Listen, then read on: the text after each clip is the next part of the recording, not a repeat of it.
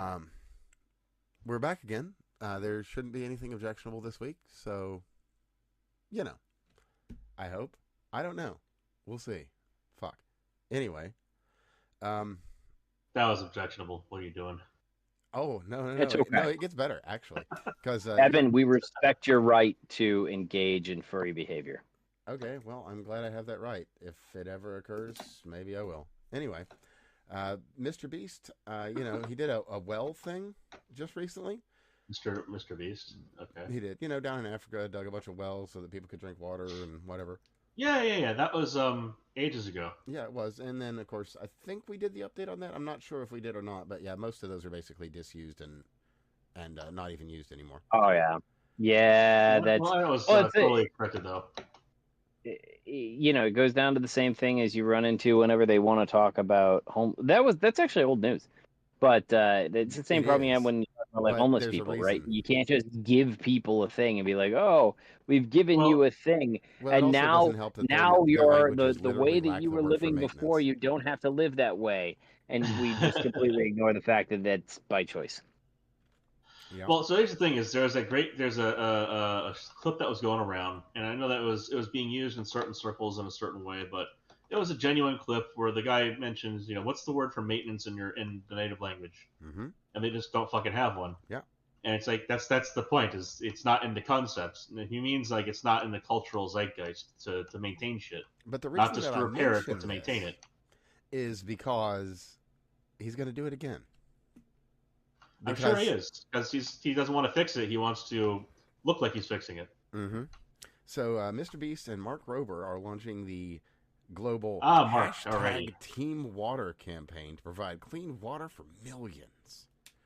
So there's a water charity I used to give to annually when I had more money in my life, and I'll get back to it at a certain point, like $100 a year, kind of give it. But it's they, for about 5 grand, they would put up a charcoal and sand water filter that would process about 5,000 gallons a day. So more than enough for a little township, right? Sure. All throughout Africa. Didn't need Mr. Beast. Didn't need any big hype. They're doing it dirt cheap. Like it's. I'm guarantee you, it's the same fucking tech that he's using, just with his name slapped on it. Oh, sure. But yeah, like for $100 a year, I give into that. And like I said, it's a couple, maybe a couple $1,000s to put one of these things together, and they last for like 10 years. And it's because they don't maintain them. And so the point was to put them up and put them together cheap, because they're not going to be maintained, so they have to be low maintenance. They have to be easy to assemble and disassemble, because you're going to be fucking refitting them every so often. And it's just on charity.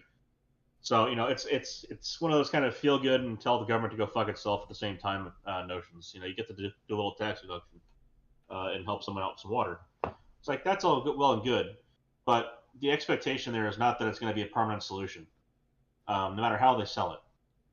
And so when Mr. Beast comes in and says, we're going to solve the water crisis in Africa, one, the crisis is just the sociological and technological development of the area. That's not something you're going to solve by handing them technology, because they're never going to be No, able to No. not at maintain all. There is a way to solve it, but that way is Rhodesia. it. Well, Yeah, well, you know what? We don't need to be doing Africa daycare either. Fuck Well, that. that's That's the only not our way. thing. Unfortunately, That's precisely the whole point, though. Is the people who are capable there are going to be capable. The people who are not capable are going to be not capable, and they're going to figure it out on their own. And we don't need to be the ones who come in and tell them how to do that. That is something that everyone else in the world has figured out on their own, sort of, over time. Some people, obviously there's the whole British Empire, yeah, sure, but to an extent or to one extent or another, people have kind of sorted that shit out or not sorted it out, and we're seeing, on large scale, who the winners and losers are in that race. I mean, India is kind of halfway winning. They actually figured out maintenance, but they true. also didn't figure out population control. So now they have way more people than they can Or maintain, using but they're all of their they're gonna have to infrastructure. figure that out. Unfortunately, since they do seem to think that streets are well, not just for driving on. I think back to I think back Yeah, to Star Trek, and I know there's or some irony Prime in there, Directive. but Yeah, and that's one of the things and I'm still firmly convinced that Gene Roddenberry is actually an alien who is was attempting to guide us towards a better path. And then a whole bunch of people just went fucking nuts, and didn't Yeah, they started completely miss dressing up like things. aliens. Yeah, well, they just didn't really actually listen to what Roddenberry had to say. But when you get into the Prime Directive, I really think that it's kind of the way things should be. Well, you Not see, that what I I like about it is the fact that they kept failing it over and over and over again, and then excusing it. well, It was that yes, side of it. but like when you start talking about it, like it is the Prime Directive itself is a beautiful analogy for the reality of uh, or the realistic aspect that a culture not sufficiently advanced to develop a technology on its own will not be able to properly implement or maintain that technology, and will be irresponsible in its use. And that's really what the Prime Directive essentially says, more than anything Yeah. else, right? Um, and I think the challenge that you run into with stuff like Mr. Beast's water stuff is we're like, hey, if we just it's the fundamental problem with left wing thinking. The problem that they have is that they don't have a thing, and that's not the problem. The problem is that they don't earn a thing, they don't make a thing, they don't develop a thing, right? So the Africans who they installed the clean water system, even though they taught them how to do the maintenance, like that's the thing is they taught them how to do the maintenance. Mm-hmm. Oh, The sure, but whole they don't understand concept the of like concept, though. they don't understand. I don't even think like they went It's in. not that they don't. It's Hey, not they lack the here's capacity to understand. It's that they don't have it in their culture. It really is a culture problem. right. I am sure that all of those people turn around and well, oh wow, here's this really rich white guy coming to give us something, but like what? Oh, he gave us water. Oh well, that's really cool. But like we can just get water out of the river. Like I don't have to do any of this stuff if I just go get water in the river. And I mean, that's the you can mentality. explain the benefits all day long of maintenance versus repair, and they understand repair because it's already broken. Like they understand broken, and you need to repair the broken thing. They don't understand you need to maintain a thing to prevent that. And it's not that they can't understand it; it's that it's not necessary to. Yes. It's just not. It's like you know, it's How many rice a farmers city a work on nuclear civilization without reactors? roads. Well, here's another one. A civilization without roads isn't going to understand the need to look both ways before crossing. Like Well, why do I I would care? even argue that a civilization without roads, if you suddenly go in and build the roads, they're not going to like they'll understand that it's better than it Well, you was, but build a they're house not in the going to middle of be the in road. the oh my god, this is worth actually keeping up. Well, it's just you'd have things like building houses in the middle of the road, taking baths in the middle, taking a bath in the middle of the road. Or putting out your prayer rug in Um, the middle of the road? Cough. sure, Well, yeah. actually, I think one of the best examples was I don't know whether it was the UK or the US, but I've seen this all over Twitter. There is I think it's a Somali guy who raped a 12-year-old girl and UK. was No. given. Oh, is it that one? Nope. I bet. Oh, if it's Nah, not one of Minnesota. those, then it's.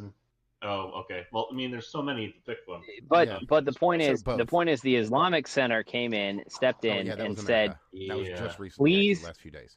please be lenient on this individual because he doesn't understand our ways. And Oh, that was America. Never mind. Yep. yeah, the problem that you have is that like which part of the ways should we be lenient on? Because now we're at a complete different value system, right? I think we You're should be not even lenient on we're the not Islamic Center we're for not even propaganda like because they're stupid. I actually think the Islamic Center letter is fascinating because they're like it's okay to rape women if you're in another country.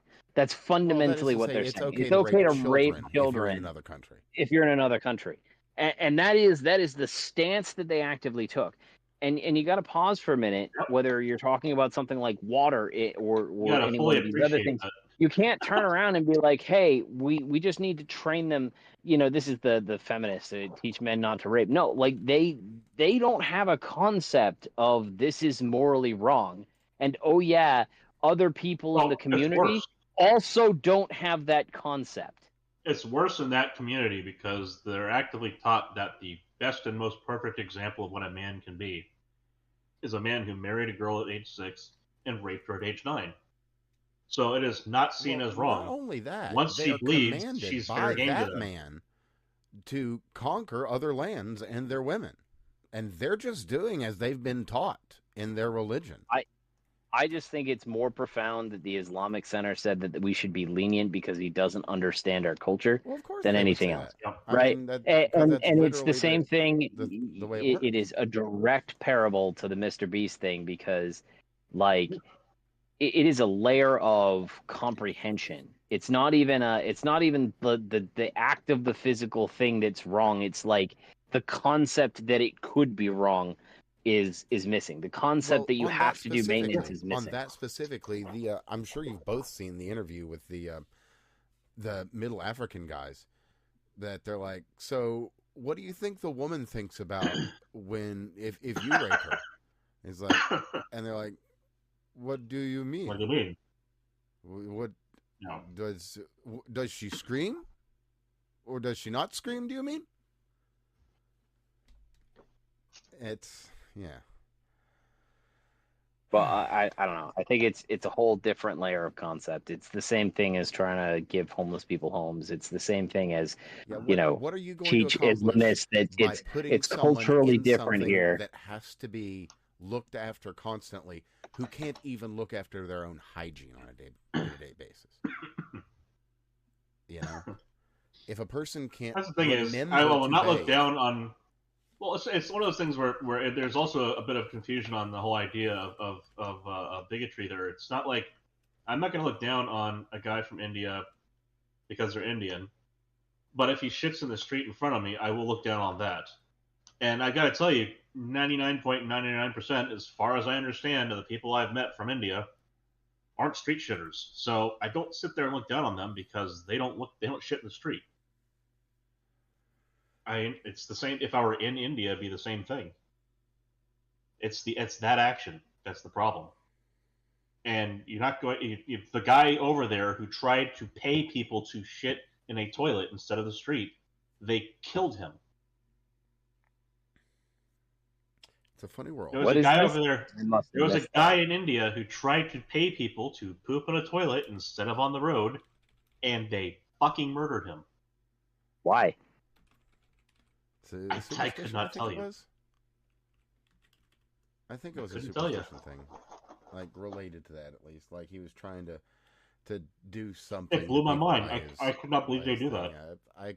I can't give you more information about it because I just can't remember offhand. But yeah, no, that's a thing that unfortunately. I mean, did occur. and it's upsetting, but I don't know how you fix that. Well, maybe. Well, the British Again, had the right this idea. isn't to When they say were like, "Look, just get the fuck out." They're like, "I don't know, all right, fucking fine, whatever, okay." this isn't to say like India is full of street shitters and therefore we should judge them all harshly, like as a whole, as a country. But at the same time, if that's so pervasive in the culture, you have to wonder what's going on with the culture. And you could say similar things about certain issues here in the United States, but at the same time, that's a pretty big one, man. Basic sanitation, kind of a big one. Yeah, kind of helpful for That's a cultural public win if health you have and it. stuff like that. That kind of thing. But hey, The Romans figured it out long ago. oh, they did. They did. Well, then again, they showered by stridulation. They didn't bathe like we do with soap and water. They showered by what? Oil. They poured olive oil on their skin and they scraped a knife across it. That was bathing. It does work. It was called a stridulum. It was a carved knife. It was a curved knife that would conform better to the curves of the body. It had a changing radius of curvature along the length of it, and so you could use the narrower part for your arms and the wider part for your legs, that kind of thing. Yeah. So it was a stridulum knife, and they used that for their quote bathing, and yes, technically it works. Removing the top layer of skin every day will kind of work. Well, not only that, it also does pull a lot of shit out of your pores and things like that too. But it's not as good Sure. as it's not as good as the Bat House. Let's just say. Well, if they had they not been using olive oil, which contains a naturally anti-inflammatory on the order of ibuprofen, although the scale ratio is about 1 8-ounce glass of olive oil for 1 200 milligram pill. So take from this the grain of salt that you need to. Were they not using an anti-inflammatory as they were scraping your skin, it probably would have been a whole lot worse for them Entirely possible. overall. They might have been more lobster-esque. Yeah. Very much more. So, it's I'm kind of torn on where to go initially for the week because Well, let's talk about let's start tariffs. with something fun. Let's start with something fun and Okay. cool actually. Something that we Yeah. reported on some years I don't know. I think back, tariffs are fun. actually, and that's going to be the McCloskeys. Yeah. Because Yes. just I yesterday, fucking saw that. Mr. McCloskey, what's his name? Mark and What? Mark got his rifle back. They're still waiting. Patricia. That was from the video. Yeah, well, he got his AR back. Anyway, Mark McCloskey. Yes, but yeah, what's he saying here? It was only worth about $1,500 or something. It was like 1,500 days. No, quoting. That gun may have only been worth $1,500 or something. Oh, there you And go. it there you cost go. me a lot of time, and a lot of effort to get it back, but you have to do that, Mark McCloskey told Fox News Digital. Well, yeah. Fuck that noise. Oh, yeah, you can't let him do that. And his other comment on Twitter was, now we're just waiting for the Bryco. Which, for anyone that doesn't know what that means, that's not a Walther that she was carrying. That's basically like a low-dollar high point. Yes. Oh. There are low-dollar high points. Oh. So, yeah. She went cheaper than a fucking High Point. Yeah. That is That's a bar. that is some thrift. That is a bar to be impressed that you made it under. That said, though, in another little very vaguely related piece of news, High Point released an AR, and apparently it's pretty solid. So here's the thing: is as we were talking about Wednesday with the jokes on the High Point, the only thing that they had that was worth a damn so far that Matt from Vet Ranch had even bothered to say was worth a damn too, was their rifle. So if they released an AR that was actually like competent, I could believe that.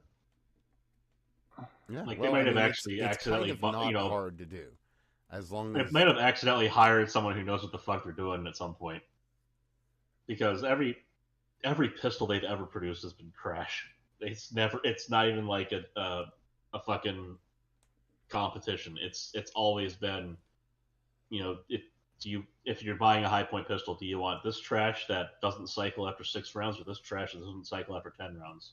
Hey, for what it's worth, apparently the new double stack actually will make it through like a magazine or 2. Really? Which, I mean, realistically, that's all you really need for an engagement, so you're probably going to be safe. Okay. Probably. Or you could get the rifle, and you're good. I think the rifle would be better if you're getting High Point.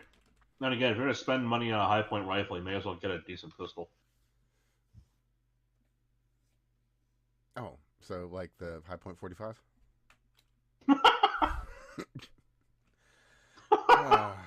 You're a dick.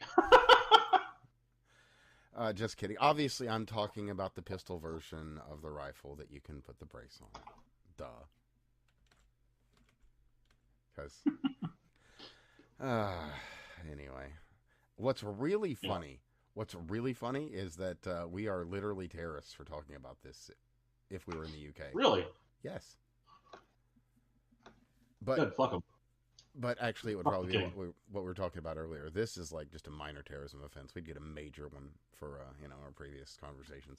That being, and reading from gov.uk, terrorist ideologies, extreme right wing. We define extreme right wing terrorism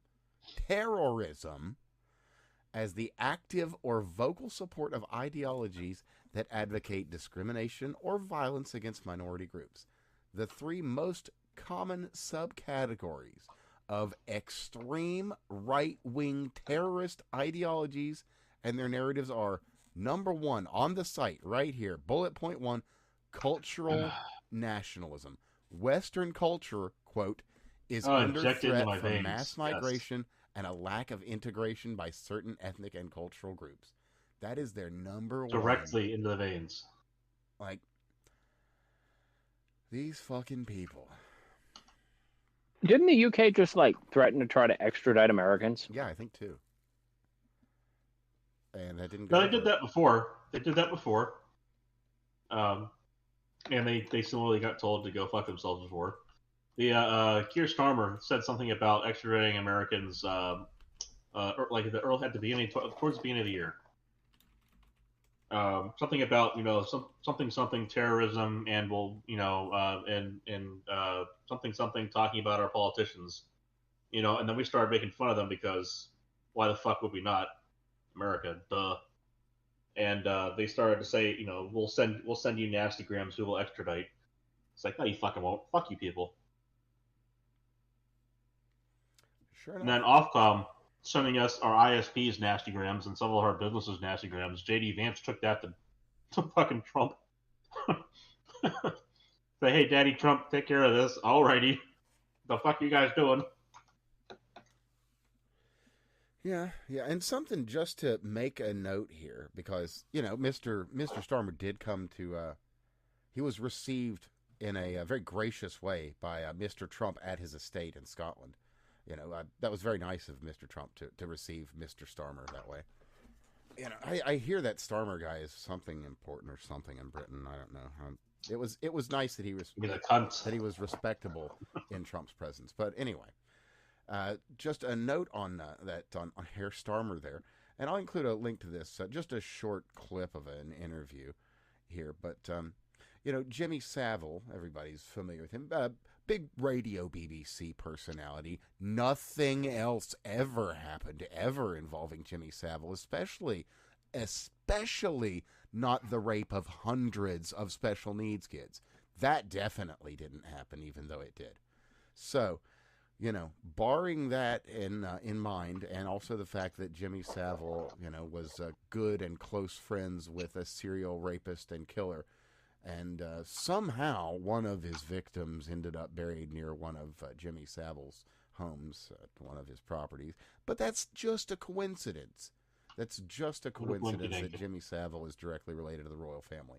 So, anyway, in this video here that I'll include a link for everybody, it's just a guy that's talking about, how Jimmy and Keir were just good buds, like to hang out a lot, had a lot in common. So, just something to think about. Just activates the almonds, as it were. Oh, and speaking of almonds, this is going to be really funny. Fun little bit of trivia here is almond growers in California use more water than all the AI centers combined. Yep. Which is just so it's the silliest shit ever. It's an interesting statistic. It really is. And apparently, it's kind of like lightning strikes versus about a shark gallon deaths. of water, I think. It's like lightning strikes versus shark deaths. Really doesn't help anyone in any capacity outside of a few phobias, and everyone else is like, well, that's nifty. Oh, and speaking of helping people with phobias, glad you had that one. And possibly even people with paraphilias that might need help. Oh boy. Well, we'll leave it at that, and we'll see how our. Anywho. Anyway, yeah, we're going to be making asylums great again. Yes, we are. It's actually going to happen. They're opening back up. Asylums are going to be treating people. So, when someone who's on mind altering substances decides to start threatening a bunch of people in office, perhaps they need a little bit of help. And of you know course, what I mean? Like maybe they don't need to sit there in jail listening to a bunch of rapists tell them how they're going to gang stalk them after they get out. Maybe they should instead be inside an institution where they can get proper medical care. Yeah, or maybe, or a also psychiatric not care. on the streets listening to the many and varied voices that are telling them in their head that if they wear the red suspenders today, then, Donna is They're going to invisible. explode. And we can't have Donna explode. So we can't wear the red suspenders. And if we leave the hovel, then, the earth will literally catch on fire. And, that's not really a thing that, a reasonable person That's a would bad day. Yeah, so you're going to stay home. You're not going to put on the red suspenders. You're going to stay in the hovel, and you're going to be depressed and upset because God has Put on the literally brown spoken hat. to you and told you that you have to do this, and this is what happens when you. Well, you put on see, the if you don't tinfoil wear the hat. brown hat, then the magic staff won't work. Exactly, And right. if the magic staff doesn't work, then how are you going to save everybody from Superman after he kills Thor? Precisely that. So I think that I think this is a good thing. So anyway, this is as of the 24th. It's Ending Crime and Disorder on American Streets is the name of the actual presidential executive order. Very good. Long and short of this, because it's actually pretty substantial. There's quite a lot here, so it's worth going into. I'll include a link to that actually off the whitehouse.gov site. So speaking of people with defective genes, I think an easy segue to yeah, a story we don't have to spend much time on, which is hilarious. I hear Sydney Sweeney has good genes. oh yes, that's what I'm told. As a matter of fact, and not only that, they doubled down. They didn't just not back down or anything. They were like, no, we didn't do anything wrong. You people are being weird. This is a company that did one series of ads. I'll be fair. That is exactly what I don't know if you guys remember what it was like growing up in the '90s, but this was every fucking clothing company. Yeah, this is put a hot so person in clothing normal. and say they look good. Yeah. Put a hot person in clothing, say they look good, and that's the commercial. Whoosh! Just a wave that over all the literally uggos. That's every kind Calvin of had to Klein react. ad, other than the ones that were like really weird Art Nouveau Calvin shit. Klein, Tommy Hilfiger, all of those fucking companies. Every one of them was just, hey, look, this is a sexy person inside an outfit.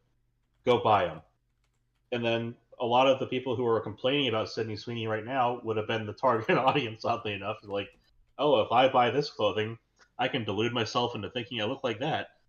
It's like, yeah, okay. Like, not going to work, but, wear them, I guess. Yeah, well, it's the same thing right now. Victoria's Secret still does it. That has been their strategy until they decided to put fat people into it. Was diversifying, but they also did stick to their key demographic also, which is important. Well, they added you more. You can't lose your key demos.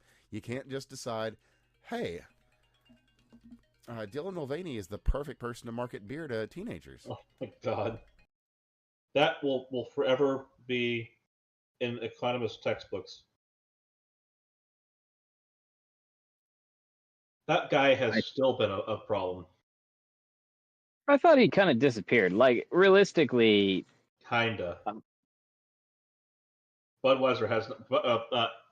I'm sorry, AB InBev has still not fully recovered from that. They're not going to. Again, it wasn't really necessarily the fact that Dildo Mulvaney was involving himself. It's the fact that they hired that position in the first place. It wasn't really on him. Like, he is not a victim here, but he's certainly not the main perpetrator. I don't know. I was quite impressed with how Pride Month went, or more specifically, the lack of it. I don't think, and this is like, yes, obviously that whole thing costs a lot of money, but I don't know if it's actually going to end up into the economics and all the marketing textbooks and all the other stuff, because the question is, was it an inherently bad marketing strategy, or was it more or less like, this is the problem that you run into. Captain Marvel made $1 billion. Was Captain Marvel a great film? No. And you know how we know that it wasn't a great film? Because, like, the Marvels... people saw it. Because the Marvels, which was the next Captain Marvel film with Brie Larson and all the associated baggage, it flopped. And so, like, I'd be willing to bet. I haven't done business classes. That's not my forte. But I'd be willing to bet you that it is a well-known lag between between action and consumer sentiment. And I think that what ended up happening with the Dylan Mulvaney thing was, I actually don't think it was as much Dylan Mulvaney as much as it was the fucking marketing intern. Oh, and Right? just, People got That's what I'm kind of saying. upset. just a real quick That's on what Like I that. was people saying. By the way, kind of got upset Dylan at Mulvaney Dylan Mulvaney. is actually still working and is opening a new show on Broadway. Well, again, I mean, it wasn't. that's It fine. wasn't. Like I don't Mulvaney. that's Like I said, he wasn't the main perpetrator here. no, It I was. don't think he It was. was that Shine, whatever the fuck her name was, the Oh woman yeah, who. that Scheinbaum woman. Yeah. Yeah, I she's the would be- one who kept telling the people like, oh yeah, I hate these fratty people. We need a better brand. Screw our Fuck core NASCAR demographic. kind of shit. So like Like, that's she wanted to kinda- elevate it to be like a fucking having a white Zin, that kind of shit. It's like, no, it's Budweiser. Well, You know? and that's I think the thing that's going to end up happening is I think a lot of the when we look at Pride Month and the reactions and all the other stuff, there's two parts to it. Is it really that Dylan Mulvaney was the problem? No, I don't think that's what it was. I think that people are wholeheartedly rejecting the social order and wokeness, right? Like I said, the main problem wasn't that Dildo Mulvaney took the position. It was that someone offered it in the first place. That was on what's her name, and she totally fucked that up. And then she got fucking shit canned for it, thankfully. Yep. Not officially, but definitely. Oh yeah. She submitted her resignation not too long into that mandatory leave that she was. She got moved into another role, and then she kind of sat in that role while the company had let all that blow over, and then she quietly left the company. But she got fucking fired. Oh yeah. Yeah, she got fired in the only way you could fire people at a time like that. Yeah. Especially for something like that. I mean, if I was Budweiser, I would have full-throatedly, 10 toes down, fired her ass for fucking up a brand. That would have brought customers back. Oh man, But they chose not to do that because investors, I guess. Out of a market leader stance and made them fight to get it back, and they haven't got it back. Yeah, but again, right? Like I think a lot of that was an inevitable. Somebody was going to bear the brunt of that. I don't think it was an Anheuser-Busch thing. I don't think it had anything to do with that. All right. What, you mean top down or whatever? No, I think that so take a look at the market as a whole, right? It is a perfect storm, right? Let's pause for a moment and say, hey, it's not like a thing or at this company. There's a whole bunch of companies that bled, right? There's a whole bunch of companies that bled. We have 3 that we can name. One was Bud Light, one was Target, and the third was Jaguar, whose sales are down something like 90% right now. Right? 100 now, unfortunately. And so, going back to the example with Marvels, Captain Marvel made $1 billion. The Marvels lost money. There is a market lagging effect for social phenomenon. And so the market was, I think, primed to I think that whether it was Anheuser-Busch or whether it was that woman, there's 1,000 of those friggin', there's 1,000 of the day in the life of Twitter marketing PR people who were like the entirety of the country was sick and tired of them. It was funny. I had to explain to my dad before because he didn't realize it that those people, their job is to make those videos. That's their. It's not this that so my this is the day in the starts life. at 9 a.m. I get a coffee. Yeah, it's like their literal job is to make that promotional video. That is their whole day. That is their job, and that's why they don't have a job for very long. And then once people figured out that that's what was going on in an industry, that job market collapsed because nobody fucking believed it anymore. I think actually what's ended up happening, there's 2 things that have affected tech. If we want to go into like stocks and markets and business and all the other stuff. Tech's in a special case. There's 2 major events that massively impacted tech. One was the raising of interest rates. tech has been looked at Yeah, that hit them. for about 2 or 3 decades, since about the mid 90s, uh, until about 2000, as basically the ultimate high risk, high reward thing, right? Ninety Well, percent of the the whole companies, .com bubble, 90% of those companies, hell, maybe even all but 99.9% of those companies will fail, and it doesn't fucking matter. But since 2008, we've had basically free money. If you happen to have enough money to access the Federal Reserve direct lending rates, you were anywhere between being paid to put money into the market or having money at such a low cost rate that it doesn't matter. If I'm paying 1% prime, and that's really what I'm paying to borrow money, what does it matter? If I give them $1 million, it costs me 10,000 for the year. Like, and if I wanted to borrow against that 10,000, it'll cost me $10. You know what I mean? So it costs really like $10 for $1 million investment into all of these companies. And if 1,000 of them failed, so that would be $1 billion thrown in there, and it's costing a whopping, $10,000, $100,000 a year to keep or $10,000 a year to pay for the loans that are going into those companies. If even one, so it costs $1 billion. We have $1 billion leveraged out into these companies. We have $10,000 a year as my monetary cost to operate it. If one of those companies, just one of them, becomes successful, it goes to like a $40 to $50 billion valuation overnight, or a $15 billion valuation. The entirety of my loans are paid off by one company's success. And so tech has been in this situation where they've just the money was cheap, the money was free, and so why not invest in every single one of these fucking shit ass companies? And if one of them succeeds, it'll quintuple infinite return our money. And that's, I think, the way tech has been operating for a while, because it cost me $1 billion in loans to maybe make $14 billion back on the back end. And that's what people were doing. Now, By all the of a way, if you're sudden, wondering how Silicon Valley happened, this is it. right, if you now you want to turn around and say, okay, well, now the Federal Reserve rates go up to 5, 6, 7%. Now it's no longer $10 for me to leverage out at $1 million a year or whatever the fuck it is, right? To pay the interest on the $1 million a year with just borrowing against it. Now all of a sudden it's costing $50,000, and I got to borrow a loan against that, and that's going to be $2,500. Now all of a sudden that money starts to add up, and so you start to get really choosy. And so what we've seen a lot of tech losing a lot of people.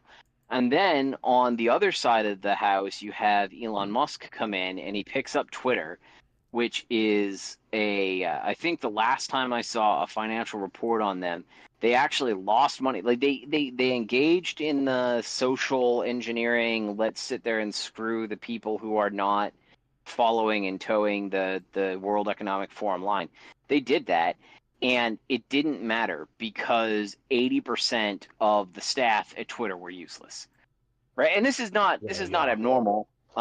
People sit there and we're starting to see these tech layoffs. The general rule for business and management is something like a manager spends 90% of their time on 10% of their employees, right? So that means that pretty much in every single business, in every single industry, It's all you Pareto can rule. take it. It's what's that? It's all Pareto rule. It is, right, but that 80, also 20, means 90, 10, same shit. what that means is that any business anywhere can probably make a 10 to 12% personnel cut, and the managers to deal with difficult people plus the actual difficult people. And if you make that 10 to 12% cut, you're not actually going to have your business impacted 10 to 12%, right? Because you're going to keep the high performers, and everybody else gets shown the fucking door. So you only keep these people on when it's kind of useful to have. And Elon demonstrated with an 80% cut that Twitter stayed functioning. Couple hiccups, Yeah, which is pretty but fucking Twitter wild. stayed functioning. And then because of the cost of all of those people that weren't doing anything, even when they waged an economic war against them, and I really do hope he wins. I know he was going to sue like Gates and Disney and all these other people for direct interference. I hope he wins those lawsuits. But even with the loss of revenue from a concerted effort specifically to harm him and his business for political reasons, right? They went from being a company that has a net operating loss every quarter, to a company that has a net operating profit, even with they lost 60% of their revenue, but the cuts to staffing saved them 80% of their costs, so they became profitable. Like, that is the fucking shit that you're seeing. And that whole thing, those two aspects, the fact that money is now expensive, and the fact that that a whole bunch of these people are fucking useless, that is, I think, what's playing out largely. And we'll go back to something like the Anheuser-Busch stuff, or the thing, like, these are trends that people are sick of, where everybody should have learned a lesson from the 2000s, where nobody really wants to get fucking nagged. You know, like, we don't want to get told that our porn choices are bad. We don't want to get told that we're saying the wrong thing. People get fucking sick and tired of it. The right was doing it back in the late 90s, early 2000s. People got sick of them. They fucking ousted the right. And now the left is doing the exact same thing, but for stupider shit. Right? Well, it's funny is the right's starting to come back and do the same thing again. And it's I like, know. okay, guys, you guys played this shit out, and it's not going to work out again. Well, the the don't thing get me about wrong. that specifically, though, is that the right now has a very sizable umbrella, and a whole bunch of people that are now basically the right are immediately just calling that out, like, no, that's bullshit, that's just garbage. And on that note, like, actually, that's a really good segue to what's going on with Visa and MasterCard, too, unless there was something else you were talking about on that. Fuck them. Yeah. That's the short one. Yeah, long and short, actually. That's they're getting upset. And they've released some Well, they're so angry MasterCard. because customers are talking to them. So what the fuck did you guys think was going to happen? Exactly that. Yeah. Well, I mean, they you know, the other thing to keep in mind is, as much as gaming is where this shit always comes out, it's been going on for longer than that. Oh yeah, but at the same time, like, the fact is, they came after Steam, which was like one of the bastions of not giving a fuck what MasterCard and Visa had to say on the matter. And unfortunately, suddenly they had to, because PayPal of all places, which funnels through MasterCard's fucking, well, that's the thing, is it's mostly MasterCard. Visa just, continues it because they can, because otherwise MasterCard has a market advantage. PayPal basically has to do it because they deal with Visa and MasterCard. Yep. And the fact is, like, they slap in these arbitrary fucking requirements, that just appeal to their particular clauses, politics basically. of the day. But, Like, it goes by their particular politics of the day, and it's always some annoying stupid shit too. Brand But damage. that's, yeah, and you see, in that case, Steam would have a great argument to sue MasterCard for brand damage, because that's exactly what's going on right now. And I gotta tell you, like, once Gavin goes, finally, the vultures that come in are not going to be playing nice. They're gonna try and take out. That said, there is rumor that he's actually grooming his replacement at this time. So let's hope thank fuck. Because he needs a replacement that has been adequately trained on the job. Yeah. I mean, fuck, I would say give me the job and I'll fight for it till my dying day, but at the same time, I'd probably lose all my hair doing it. Yeah, it could be. These people are Thankfully are for Gabe, he's just losing all his weight, which, right on. Right. Yeah. He's fucking relaxed, man. It's wild. As well he needs to be. And also, just a quick note, too. Well, it's also made infinity dollars. Also that, yeah. Yes, and that probably incredibly meaningful. Oh, well, yeah, and saw the Nintendo Switch and said, hey, why isn't somebody else doing that? Let's do that. And now the Steam Deck is I was going to say, how's the Steam Deck console on the market? How's that been treating you? I have got to replace a shoulder button, unfortunately. But Love the fucking thing. I mean, I can't do anything with it right now because one of the shoulder buttons done. So Well, it sounds like you've overused it, which is a good thing, I guess. yeah, unfortunately, I was out of the house and had it with me, and it fell and hit the corner. Ah. Yeah. Okay. But it happens. is a part. I just have to order the part. But anyway, on That's not that, bad. They have spare parts. yeah, they do, and they're actually pretty reasonable to get into. It's the faceplate that's real trouble if you want to try and replace that. But anyway, what I was saying there is that Steam is pretty notorious about not talking about things. So for them to just come out and say, "Oh yeah, no, you're not being entirely honest. This is not the information we were given," that's also kind of noteworthy. And to that note, as a matter of fact, Valve said specifically, stated that their payment processors specifically cited MasterCard as being responsible, and that MasterCard, yeah, MasterCard tried to duck out to them. MasterCard tried to gaslight everybody by saying it wasn't their policies that caused this problem. Mm-hmm. Like, I'm sorry. Well, that's actually not. That's not entirely what they. I will give you the the contract to says. apply that, but they said something different. What if you get into the core text, they said we encourage people not to engage in behaviors or they said, hey, we only sit there and block illegal things. And then they said that we want our co-whatevers to block things that are considered risky without defining it. Or whatever the frig it was that they chose. Brand risk. Reputational risk to the brand. That's what it was, yeah. And of course, you know what's reputational risk to every brand right now? Having Visa or MasterCard attached to it in that way. And so, on something that's only really being reported in some corners of our corner of the net, the folks at Visa and MasterCard are worn fucking thin. The people down at the bottom of the line keep it up. that are having to take these calls day in and day out after hour, they're worn out. Oh yeah, they're tired of getting. Wear them out. They're tired of this shit, and Fuck keep them tired. Make them quit. Because at the end of the day, the only thing that's going to work for something like Visa or MasterCard is to make them feel pain. And I hope they have to pay them double.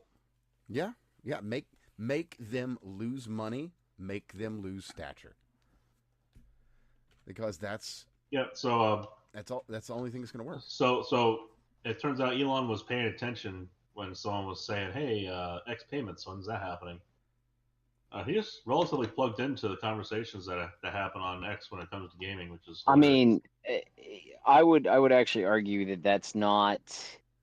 He's been talking about payment processing on X. Yeah, but he's also like the reason he bought X was probably for short form communication for Mars, because it's the perfect platform if you have an 18-minute delay between you and your signal. The second aspect, the second thing that he was planning was he wants to work towards an everything app. And realistically, like a lot of that stuff took a back seat, but he, if you go back through his legacy, it made him motivated. Started with the yellow pages, and then he moved to a payment processor. It might be what motivates him to actually do it. Was the point of what I was saying, not that it was what spurred him to actually think about it. Is that this has been a thing that has been like kind of in the background for a while as something he was potentially working on since basically day one, and the question's been kind of where is it? And this might actually make it happen, which would be fucking funny because it'd be yet another time where Visa and MasterCard shoot themselves right in the foot. Sucks to be them, but time will tell. We'll see what happens. I'm hoping it'll actually push forward because we really need competition in the payment processing space. Oh yeah, we really need competition. It is absolutely monopolized. It's not appropriate right now where we are at. And I don't want the government to come in and start doing, blah, blah, blah, monopoly this, monopoly that. We're going to take over payment processing. Because that's just, again, another arguably worse situation. And speaking of bad situations, we should probably talk about what's going on in Texas. So there's this there's this gerrymandering bill that they're wanting to actually get rid of gerrymandering, which means, of course, obviously, that they're racist and evil and are trying to rig the votes. Oh my god, I love this bill. This whole situation. Please continue. Well, it would appear that many of the House Democrats in Texas Abandoned they're ship. none too happy about that. Yes, as a matter of fact, they're AWOL. They've gone to spend some time with J.D. Pritzker, and a quote from J.D. So Pritzker: "You're welcome to stay as long as you like." And the AG's I've response seen- was, Yes, arrest them. yes. So to read from Texas Governor Greg Abbott's decree as of today. Let me see here. Well, real tech. Yeah, I'm just gonna read this thing because it's. Oh, damn, this is good. Okay, real Texans do not run from a fight, but that's exactly what most of the Texas House Democrats just did. Rather than doing their job and voting on urgent legislation affecting the lives of all Texans, they have fled Texas to deprive the House of the quorum necessary to meet and conduct business. This happens every couple of years. It does. These absences are not merely It's so fucking funny when it happens, though. It is. See, the best part is, like, they're going to be able to evade arrest because they're out of state. But the moment they come back into the state... Well, no. They can It be gets even arrested better. for I'll just process skip of this votes. next... I'll skip this one about how, it's bad that they're doing this, and get to the meat of it, which hits at about paragraph 3. And that is, that amounts to an abandonment or forfeiture of an elected office. When the governor calls a special session, our Constitution provides that the, quote, legislature shall meet, end quote. Texas Constitution, Article 5, subsection 5 is added. It's not optional, it's a duty. The absconded Democrat House members were elected to meet and vote on legislation, not to provide votes that may not go their way. Every session, legislators on both sides of the aisle, yada, yada, yada, yada, yada. Long and short, if they're not back by 3 p.m. tomorrow, they're not House Democrats anymore. Their seats are vacant. I appreciate all of these little games that everybody plays. Can we talk about the specifics of the bill? Like, I have no idea what's in it and why they don't want to. Like, I know we turn around and we say, hey, it's the no gerrymandering bill, but let me offer that I really, the next time I see a We Don't Kick Puppies Act, I'm going to be like, yeah, we're going to fucking vote against that. I want to, not because I want to kick puppies, because what the fuck else is in it? So, we've got this good-sounding act bills for the children don't matter. called the Online Safety Act, don't you know?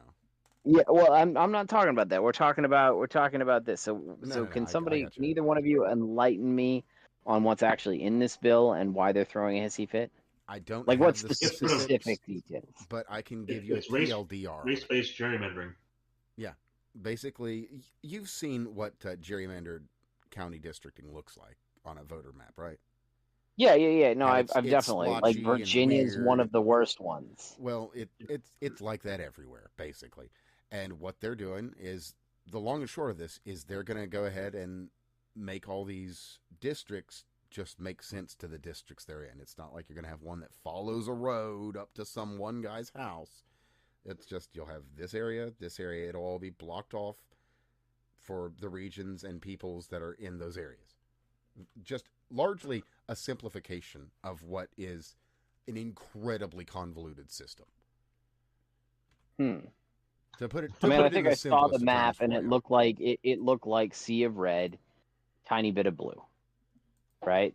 Oh yeah. And so, like, technically that's what we expect to see, right? And obviously land doesn't vote and all that shit, right? But at the same time, it looks like it doesn't look like they're taking the, Austin, Houston, and all the rest of them and extending a really long line to carve out, they take half of Houston and carve out that half of Houston and then run it up to blot out whatever they do for their votes. So it does look more like what is it? If your district sizing it's the ratio of the area covered to the greatest distance between 2 points is typically how you judge the level of gerrymandering. So it doesn't look like that, and that's true. I did see that map, but I just don't understand what the and I understand why they'd be opposed to it. I just don't understand, how they're managing to pull that off, because the second the Democrats do win, they'll just fucking reverse it. Well, they'll reverse it, but it's one of those things where you're just like, okay, how much of this is going to be, like you said, the Stop Kicking Puppies Act kind of stuff. How much of this is going to be kind of for publicity? Sure.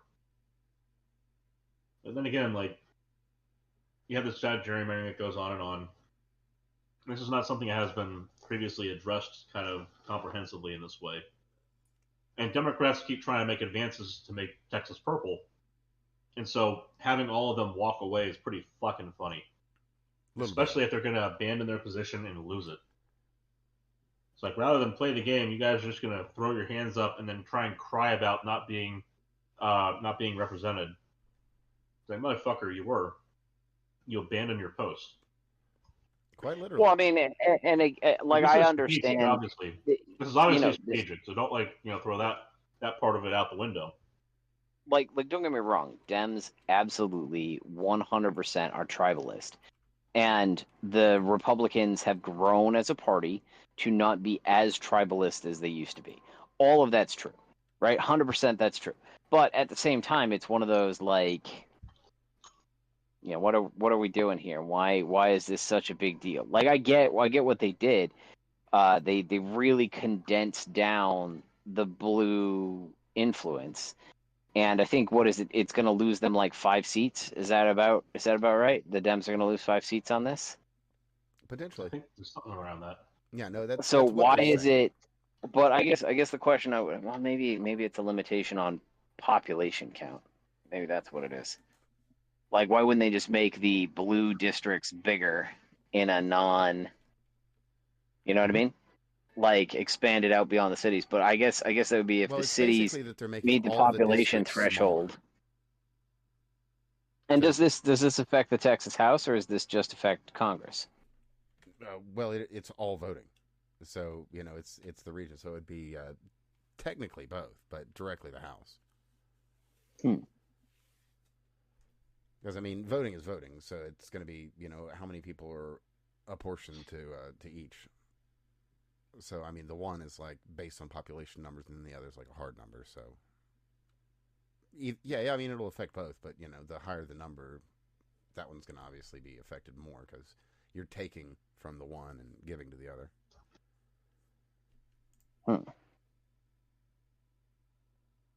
Interesting. No, yeah, Bat says 10 seats. I've read as many as 8. I've seen 5, so it could be quite a few. And from what I can see, just looking at the map, considering myself, go further. There's going to be reconciliation on the next census count, right? We're going to see a drastic shift once illegal aliens are just cut out completely from the count, let alone transitory visitors. So people are here legally as legal visitor aliens versus legal resident aliens. Like, when you just drop it down to voters and their legal children, citizen children, it's going to radically shift. Like, because that's the whole strategy that was coming up, was to demographically change things so they could go towards the uniparty. And that's hilarious. And that's backfiring so hard. Oh, and one of the things they're calling this out for, which is utter bullshit, is like saying that it's specifically racist. Change. That these new districts are done in a racist fashion. And it's entirely just based on voter numbers. It's nothing to do with actual demographics further than who's voting for what. And don't get me wrong, like, I'm a big fan of doing something like most Republicans, if they have control, should be doing something like this, where you're minimizing gerrymandering. Because first off, I'm personally sick and tired of all of the sides arguing for that, and it should be it should literally be a case where and this is how I'd argue it, is that your district should be sized such that they can be squared as needed, or the ratio of the area to the length of the direction for the whole entire thing has to be less than a certain size, or whatever it is, or it has to be minimized with a map. I would say, like, your Your area divided by the largest distance squared. Yeah, the largest distance between two whatever. Because like I think the most gerrymandered map I've seen is Virginia, and that's fucking wild. Yeah. It has some well, really to be fun fair, shapes Illinois has quite the map as well. They Does it really? They have Probably spider web zones even. You could probably almost make, you could probably make half the alphabet in Virginia, just off of shapes of different districts. Interesting. I only saw Virginia's, which is like somehow, what is it? Alexandria extends all the way across the state and up and around a whole bunch of other areas to like, and you're like, come on, man, like, I get it, y'all play this fucking game. Well, let me. But let's not. Funny. They tried to do this against DeSantis before, because his representative area was all kinds of screwed up too. But he wasn't even the one who was in charge when it got drawn up. So once that came out, it dropped out of the news cycle like that.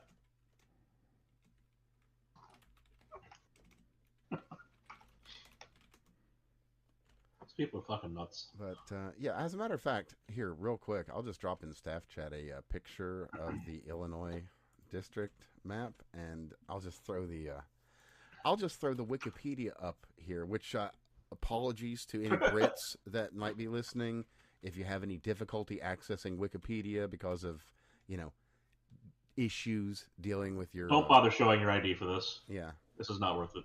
Yeah, not really. But that said, if you happen to have Gary's mod, throw it on an imager. I bet you they haven't locked down imagery yet, have they? That's a good question. I haven't seen anybody mention it. It might just be one of those things that slipped through too. So there's going to be plenty of faces on there, though. So there you go. Oh, speaking of faces. Go on. Go. T-Spill. Now, I mentioned it very briefly in passing, I think, last time. So Steve, just to catch you up, doxing app for a bunch of harpies to cry about men that they don't have any chance. The T app, I saw it. I saw that whole thing. Yeah. I have indeed played on the leaderboard, and it is horrifying. Yes. So I automated that. If you want to turn around, I can only play so many rounds because it's pretty awful. Exactly. So I decided after I got tired of looking at two creatures and going, I cannot decide, to just let it automatically do whoever's higher, and basically just widen every divide that it comes across. That's the effect it has. Oh, it's like their eyes. I will tell you. So it is not complicated. I have a very short thing. You open up the console, you paste it in there. It's this, and then you press enter, and away it goes. And then you never have to touch it again. You can even switch to a different tab, and it'll do it in the background. Every second, it does a new vote. You can adjust it down if you want, but about a second is what it takes for the next vote to come in. And it can see the ELO prior to selecting one, so it's not like there's it has to do any kind of weird ass calculation. Like it goes based on the higher score at the time, and then the score widens, the gap widens. So the score difference widens rather. So that little snippet, that's all it takes. And I actually, I've gone and looked at the leaderboard on occasion as this thing is doing its thing in a different window, and it's actually as it goes, it is adjusting the leaderboard live in front of me. So I know it's actually having an impact, which is pretty fucking funny. But yeah, it's just that little snippet, just paste it into the console and hit enter, and off it goes on the tspill.fun website. And of course, if you're live, that's available right now. Otherwise, you're gonna have to look it up. Indeed. Benefits. Well, so they had to change it. It was spill.info.gf initially, and then that got taken down. But tspill.fun seems to be more resilient. I'm sure there's a bunch of people. I found the whole thing to be fucking wild. Oh yeah. And it was a very good. I'm glad that I'm not dating because holy shit. Exactly. Like ignoring, I felt it was beautiful, right? It's a beautiful thing where a whole bunch of people who are sitting there and posting personal information about people that they don't like, basically doxing people and throwing that up there, get their shit doxed, and what do you know? All of them look fucking horrendous, right? Like that's the thing you is, know, there's a couple in there that were like that are not bad looking, but you're like, oh, you're on this app, instantly 0 out of 10. Well, so I'll be honest, right? I could actually see from a woman's perspective, I can actually understand the purpose and validity of the app, and particularly, actually, I would see it for cute women. It actually makes sense because they get bombarded by a whole bunch of fucking nonsense. Like men are fucking trash. Right, I have listened to the Manosphere, and I'm not a huge fan of it, but like I really am like the obsession with the gynocentrism of the world. We have always been competing for women's attention. We've always been competing for the right to breed. Very few men actually breed, and that's like part of it. But at the same time, I have encountered a significant number of men who are just fucking trash. Right? They're just fucking trash. And they sit there and they go, oh my God, it's unfair. And you're like, bro, you aren't even attempting. Like, it's the same thing that I run into with socialists. Every single time I see somebody come in and be like, capitalism is unfair. And you're like, bro, like, you actually need to try in order to hold an opinion here. In order to judge the system's fairness or lack of fairness, you have to participate in the system. You can't just turn around and criticize it from the outside as a giant fucking failure. Also, let's note too that most of the people that are criticizing capitalism are doing so from their iPhone 14s. Exactly. That is 100% a whole separate problem.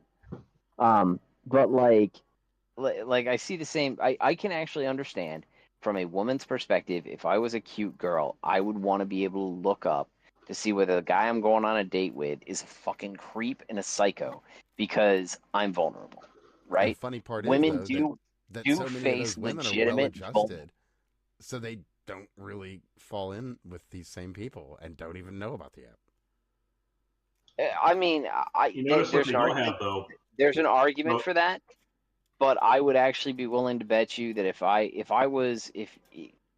if those girls who are attractive, I would bet you that they have creep. Like the dating fucking sucks right now for everybody. Oh, right? Yeah. Like that's honestly true. It sucks for men, yes, and it sucks for women. Right? Nobody is happy with the system in its current state.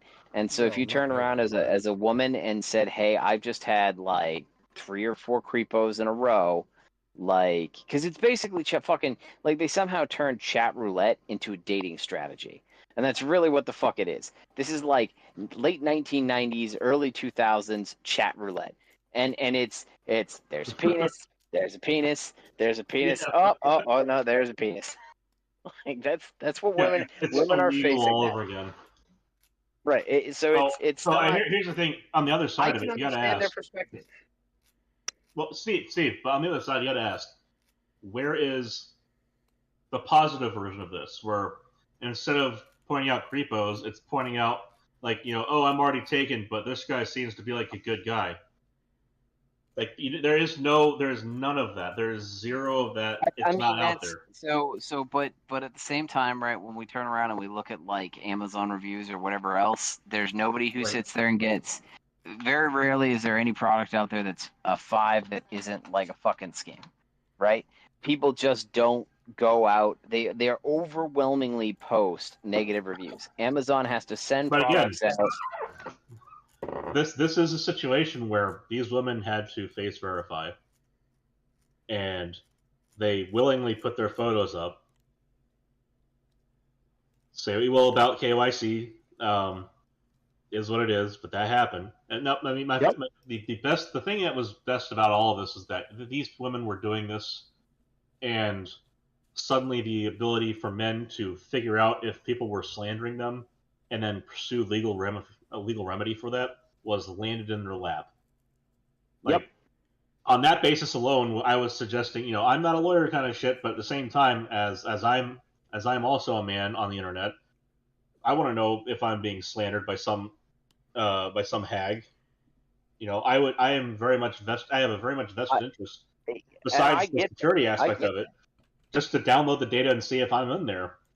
And that's my non-legally tested recommendation to any other man, is see if you're involved, because they're the women, they have their issue, fine, whatever, that sucks for them.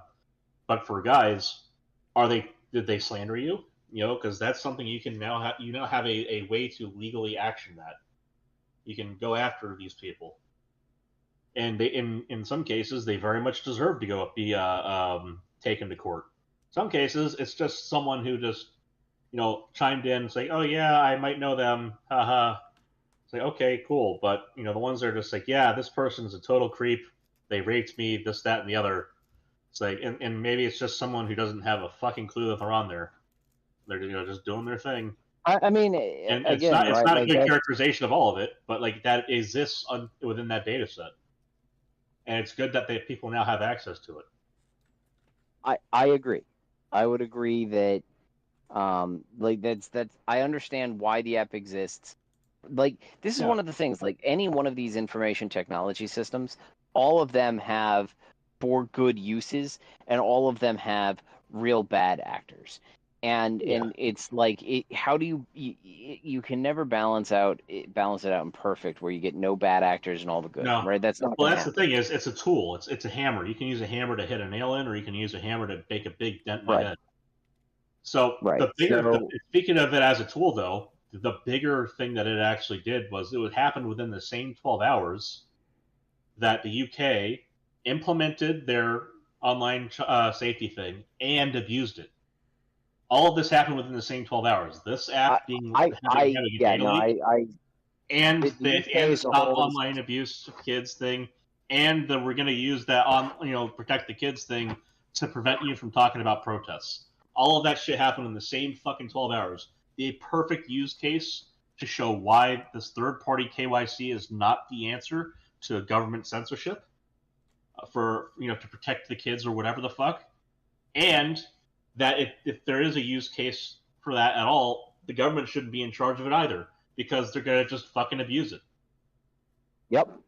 Like it was one of those serendipitous package moments where it's like, okay, we have all the ingredients we need right now to tell these motherfuckers in Congress on our side of the pond to go fuck themselves with the KOSA shit. Keep was it what the hell did it stand for? It was CASA. I can't remember. Keep online safe or whatever.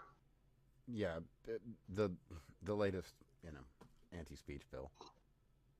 Yeah, and then there's like 2 or 3 more of them that are trying to go through. It's just like, and the all UK you guys is a need to go special die. magical place, right? The UK is a special magical place where bad things happen. They have elfin people. They have the Shire.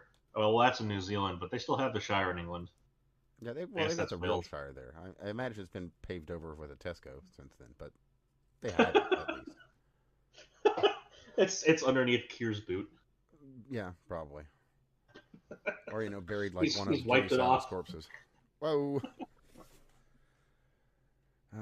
But we have seen some. It's wild. Yeah. Oh, something else that's wild. We've got an update on someone that we have reported on some while ago. Ryan Ruth, the name might ring a slight bell. A man with some Ukrainian connections who liked golfing, as it were. Matter of fact, liked golfing so much that he was down at Mar-a-Lago at the same time as Donald Trump. Happened to have an SKS and a pistol, and was camped out ready to shoot the guy. Was stopped, thankfully, in time. And, anyway, your update has, there's, a fair trove of evidence ready to be released, and Judge Cannon has sealed that evidence. And that's a name that should also sound familiar. Judge Cannon. Where have we heard that before? Oh, same shit, different day. Why is Cannon involved in any case involving Trump? That's such a good question. And let me tell you why. It cites, quote, exceptionally grave damages to U.S. national security. That is why Ryan Ruth's That files is- are sealed. That is no longer valid, in my opinion. That is no longer a valid excuse to steal anything. Yeah, for that, I'd like That can old never Don be used Treasy to again. just come out and say, "Oh, well, then they're declassified. Yeah, that in my They're opinion declassified. They'll be on should never be allowed. whitehouse.gov tomorrow. You can read them if you like." I would love to see them do that, but again there was enough assassination attempts in this one, right? The kid that at the Butler PA one, we know nothing about it. It's still surprisingly weird. This one, the Ulis went deep enough that they were asking at the time whether or not it's a direct state actor. And So it there doesn't was- actually surprise there's me a that stink there too. So like and this is the thing. Whenever we talk about so the government has been corrupt for a very long time, or at least seems to be corrupt. There's All at our least a lives. two-tier justice system. But and they clearly have state preference in who gets to play ball. And the question is really more or less not, is it corrupt, but how far does it go? And yeah, this is them sitting there and saying we can't see it because it would cause grievous harm to the United States. Well, guess what? That means that it probably was an intelligence thing, right? That probably means there are departments within the U.S. which are responsible for that. Because it wouldn't matter if it was like they would say, hey, this could be cause grievous harm to our allies, right? That would be one thing. But and it's not United States interests. It was like the structure of the United States, or whatever the fuck she said. yeah, Wild. absolutely. Exceptionally grave damages to U.S. national security. Yep. That is a Well, hell of a tough statement. luck. Tough shit is what I say to that. Yeah, let's see. Absolutely Here. tough shit. The court finds that the Tough motion was titties. properly filed ex parte and in camera for this court's review purpose to CIPA Section 4, Rule 16D. Court also finds the United States has made sufficient showing that the information at issue was classified pursuant to Executive Order 13526. Yeah, classified. And Absolutely no fucking pity whatsoever there. Yeah, no. Open it up. Declassify that shit. So, continuing the sentence, and that its disclosure could cause serious damage or exceptionally grave damages to the national security of the United States, reading from case number 24-80116-CR Cannon/McCabe. There it is. Like, I just read the shit for you directly. Ordered and adjudged as follows. The United States motion is granted. The United States motion and all accompanying materials are hereby sealed and shall remain preserved in custody of the Classified Information Service Officer in accordance with established security procedures, etc., filed Florida this first day of August 2025. Eileen M. Cannon, United States District Judge. Fuck you, bitch. Just, wow.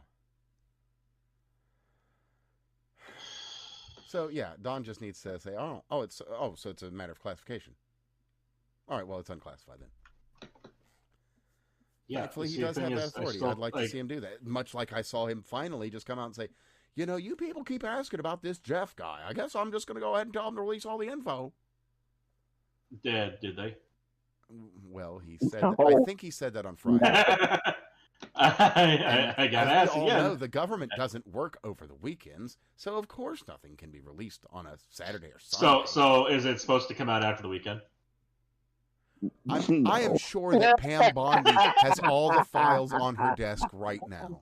I mean, I gotta ask. Is that when it's coming out? Is it after the weekend? Is that it will come out after a weekend. Here's where I sit with the administration, right? It used to be on the internet, pics or it didn't happen. I think right now it's arrests or it didn't happen. Right. Well, because we've got the pics, so. Well, that's the problem, is we don't have all of them, apparently. No, not all, but enough to know. And I'm kind of glad we don't have all of them, but to the extent I'm just saying, arrest or it didn't happen, right? Like, there was the whole, right? like, he wants to sit there and go after Obama. Like, at least Tulsi sat there and sent that stuff for criminal referral. Like, Right. congratulations. That's the closest we've been to an arrest. But again, like, I don't want you to inform me that the government's doing shady shit, because I know the government's doing shady shit. What I want is you to do something about it. So, it's great that you're going to release the Epstein files. It'll be great when I actually see them. Right? Yeah. That'll I won't give a shit, right? And if it turns like, and I've sit there and the left got really mad when they started talking to Ghislaine, and my stance was, look, I am very, very highly convinced that Trump's probably in there as like having done some shady shit, if not, rape children, and that sucks. But at the same time, if we catch 20 billionaire pedophiles in exchange for not catching Trump, the Democrats can have him after he's done, and I'm okay with that. Yeah. I mean, if they're going to pull it, here's the thing is, once he's no longer president, okay, you're going to go ahead and get in office, and as, I guess, for pedantic vitriol, you're going to release the Epstein files, but only the parts you want to release, meaning only the parts that involve Trump somehow. And again, if it's actually to the extent that he says it is, made up by the likes of Clinton and Obama and Biden, which is laughable. It's a laughable claim. That's right. like if I was to turn around and say, let's have an instruction manual on how to look guilty. Right. Well, I mean, if it's gonna be like my dog ate my homework level shit. Like I'm so sick and tired. All of the people who are like, he's playing 40 chess. No, it's 1D chess. He's fucking losing. It's just like his opponents are that bad. There's a difference. It's not that he was winning against the Democrats. It's that the Democrats were losing against him. Right? Like. Yeah, they're really dumb. Like, oh my God. Dumb. So, well, I got a ray of sunshine for you to break through this gray cloud. Now, we'll see what happens if this ray of sunshine lands on the fucking ground anywhere. But anyway. Okay. Pardon. Chris Wray, former FBI director, has been criminally referred to the Department of Justice. So we'll see what happens with that. Arrests or it didn't happen. Right. Please. I do not want people to sit there and tell me that all of these people did shady shit, and then, oh my God, you have every branch of government and all of these people engaged in criminal actions, and you can't manage to make a case to prosecute them. Go fuck yourselves, all of you.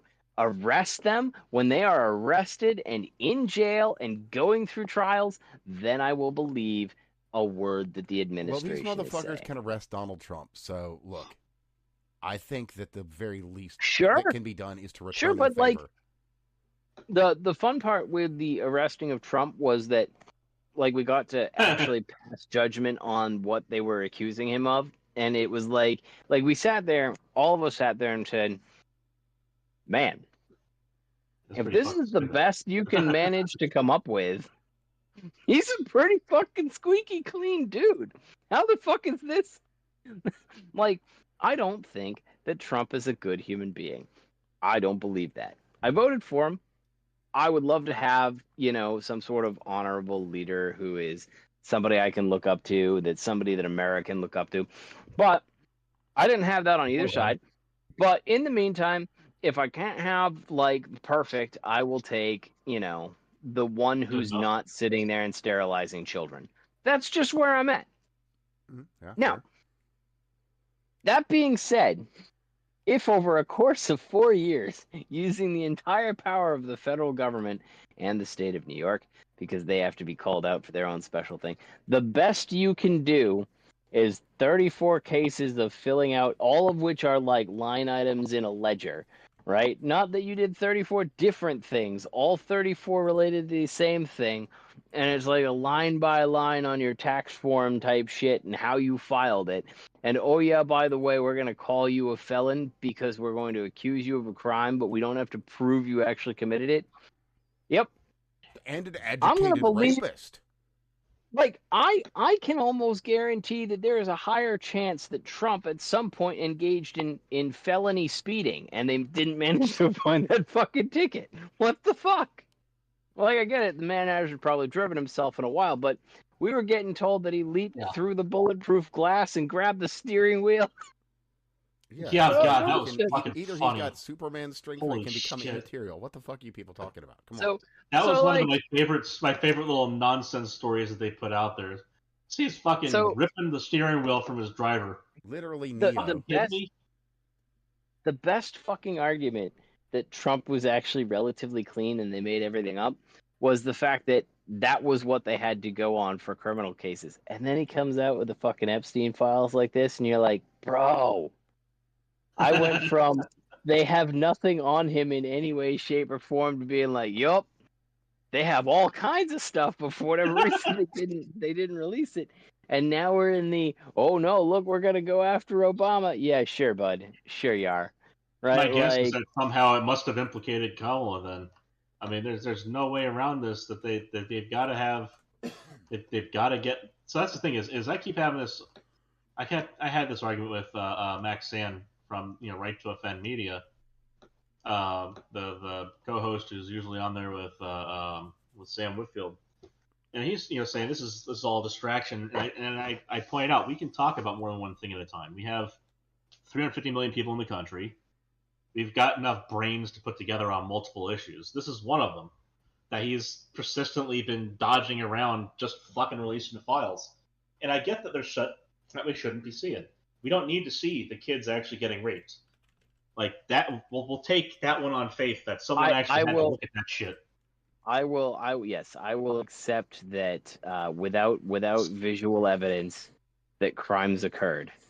Now that being, but at the same time, I will not accept that crimes occurred if you don't run it through a grand jury. Right. I am not going to accept that the government goes, oh man, those guys are really shady. No. I want a jury of 20 people to say, yeah, there's a greater than 50% chance that something happened here. There's a greater than 50% chance that his face was on video, looking back at the camera and giving a thumbs up. I want to know that this fucking thought process happened. Right. Like, I want somebody other than the government to be involved. But at the same time, like, I'm done with Trust Me Bro. Right? I'm done with Trust Me Bro. I'm done with Trust Me Bro on the Epstein files. I'm done with Trust Me Bro on, hey, look at all of the shady shit that Obama did. Yeah, Obama did a lot of shit. And I want to see him arrested for it. And I would really like to see the people who did the Crossfire Hurricane go down for it. But until there's arrest, I don't care. I just don't care. You have better things to be doing than posting memes of like Obama getting arrested, because until he's actually arrested, I don't care. You're not going to whip me up. You're not going to get me excited. We saw the you should be in jail. We heard the lock her up chants. And you know what? Nothing fucking happened. And now you're going to replay the 2016 election as if like it's a big fucking deal this time, when before you had access. Although I will say that they did tie his hands with a special prosecutor, so he probably couldn't have done anything there. So that's the other thing here's the other thing on Epstein files. Hold on. So they said the latest excuse was, oh, some judge in New York is preventing us from publishing them. Bullshit. A gag order from a New York judge. A gag order from a New York judge is going to stop the federal government from declassifying shit and just publishing it. Go fuck yourself.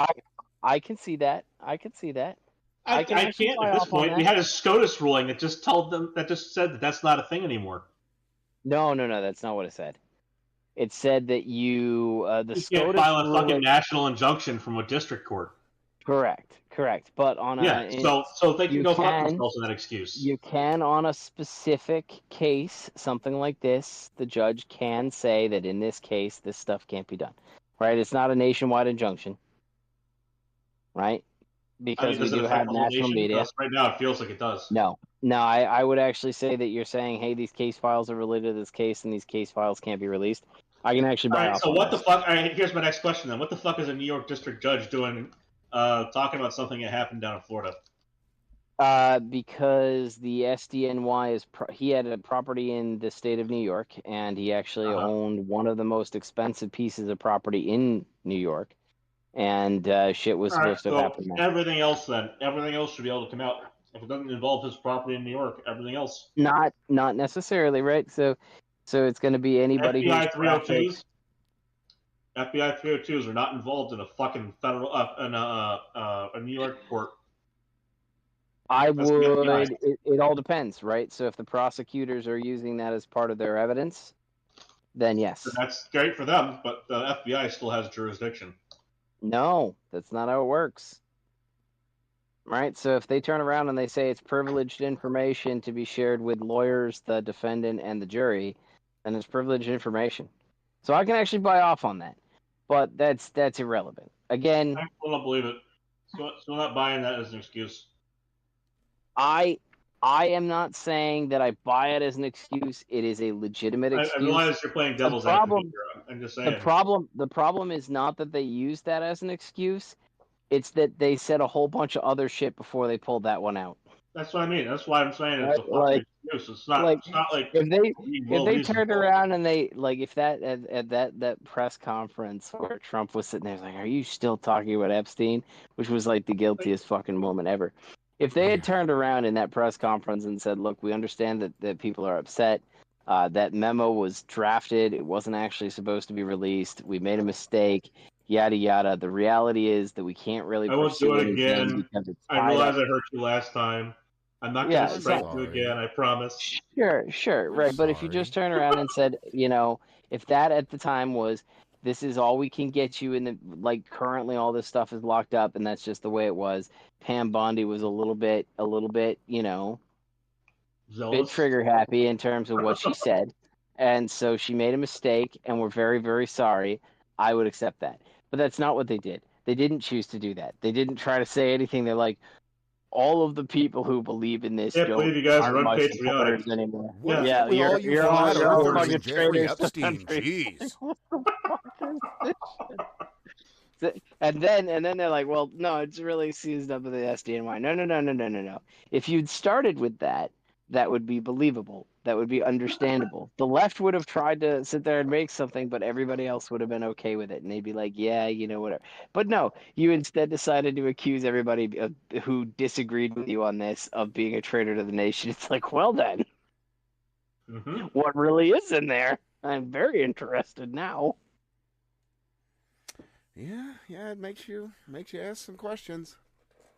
But arrests it didn't happen. It's one of those publish or perish moments at this point. Now, fair, yeah.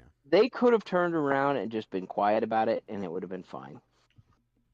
The thing is, it feels like he's trying to hold on to this for midterms, which is fucking dumb. But at least it would have been that would have been strategy. See now and I'll be honest, right?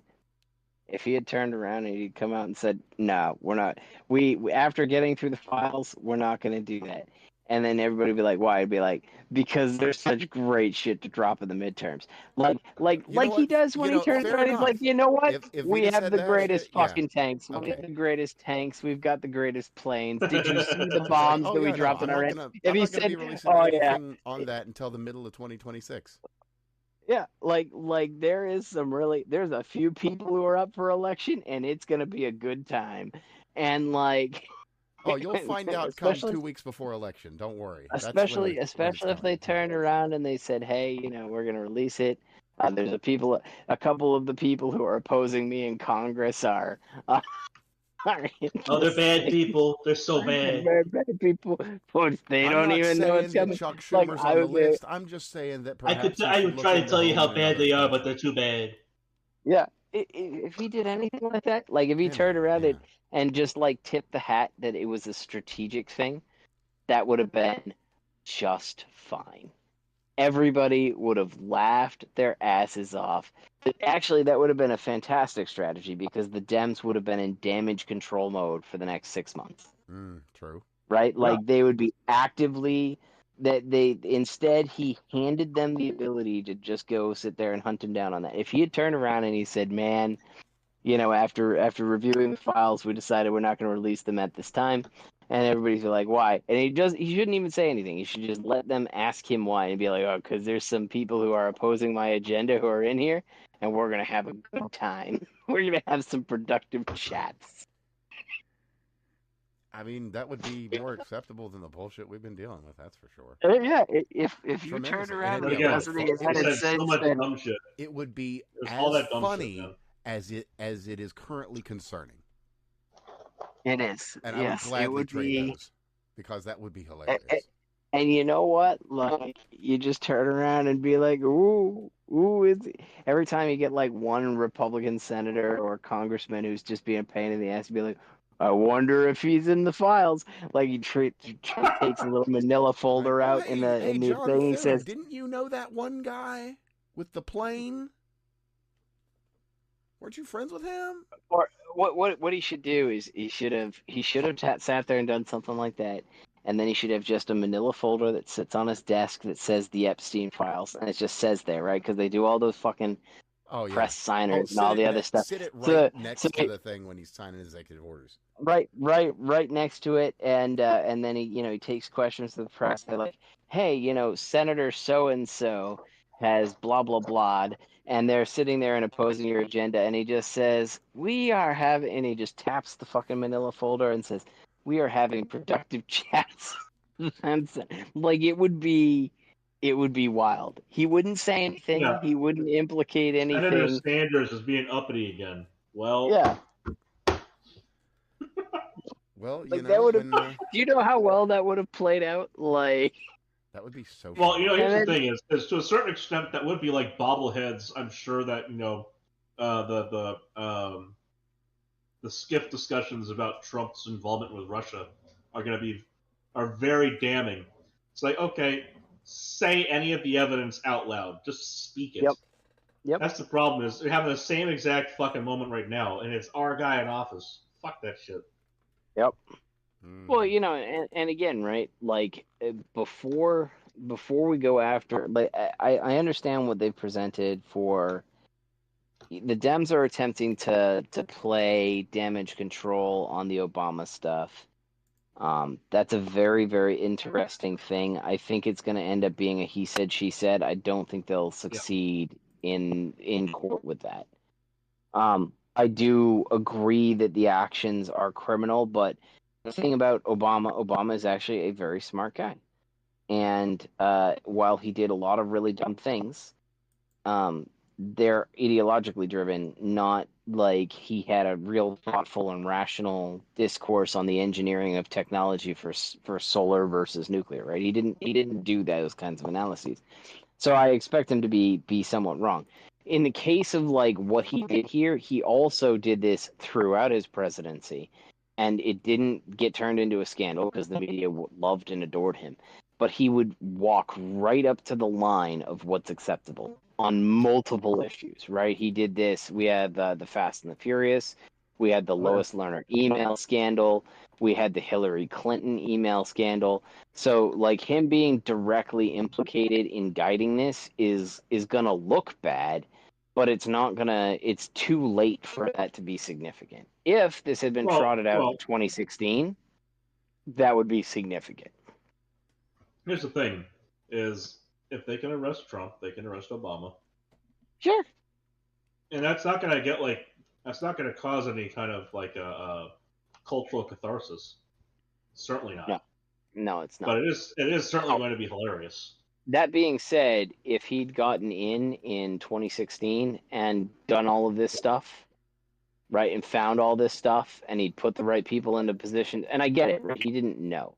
But if he'd found all this shit then, and it became a like Comey, like this would have radically changed the 2016 to 2020 presidency.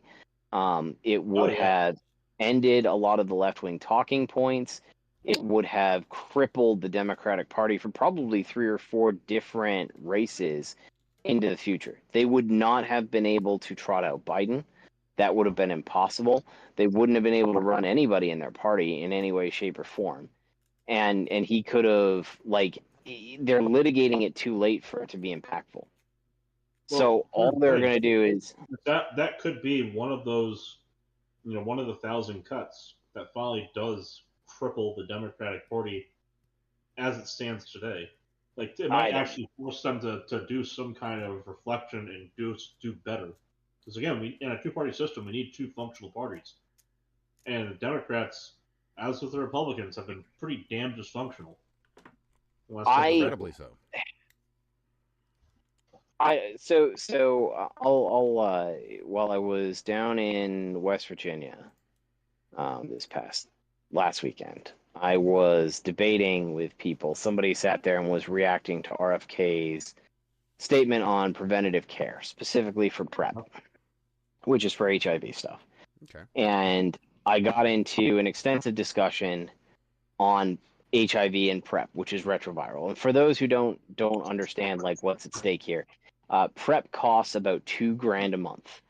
In order for them, in order for a gay individual or an individual, it doesn't matter gay or straight, an HIV infected individual to drop their viral load to like nothing, it costs about $2,000 a month. Very, very expensive treatment.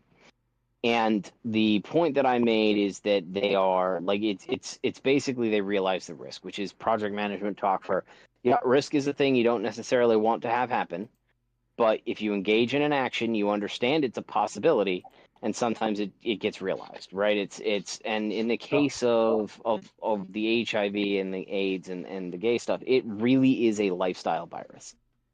Homosexual gay men are 1.5% of the population, yet they are 70% of associated AIDS cases. If we talk about HIV within the general population, it's at about 0.3%, but it's about 13% within the gay community. I am not in any way making a moral judgment on the behavior, but it is a lifestyle choice, right?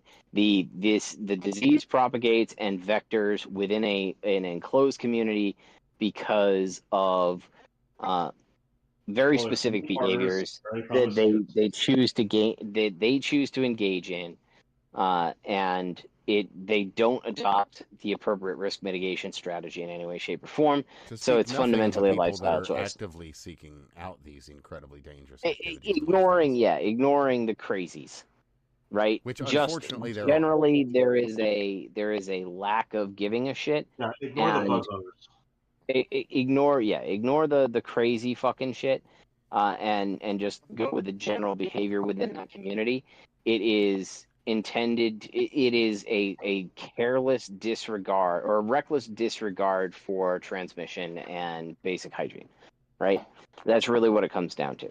Now you can turn around and you can say, hey, this is an immoral choice or whatever. I'm not even. I don't take that stance. I understand. You don't need to pass judgment on that at all. But if you're going to engage in, if you have a 40-fold risk compared to the general population of incurring a $24,000 a year cost, you should be billed separately for that. Yeah. Right. Now that said, we should also look at like ways to decrease the cost of PrEP writ large. Like, is it fundamental? Is that a minimum now?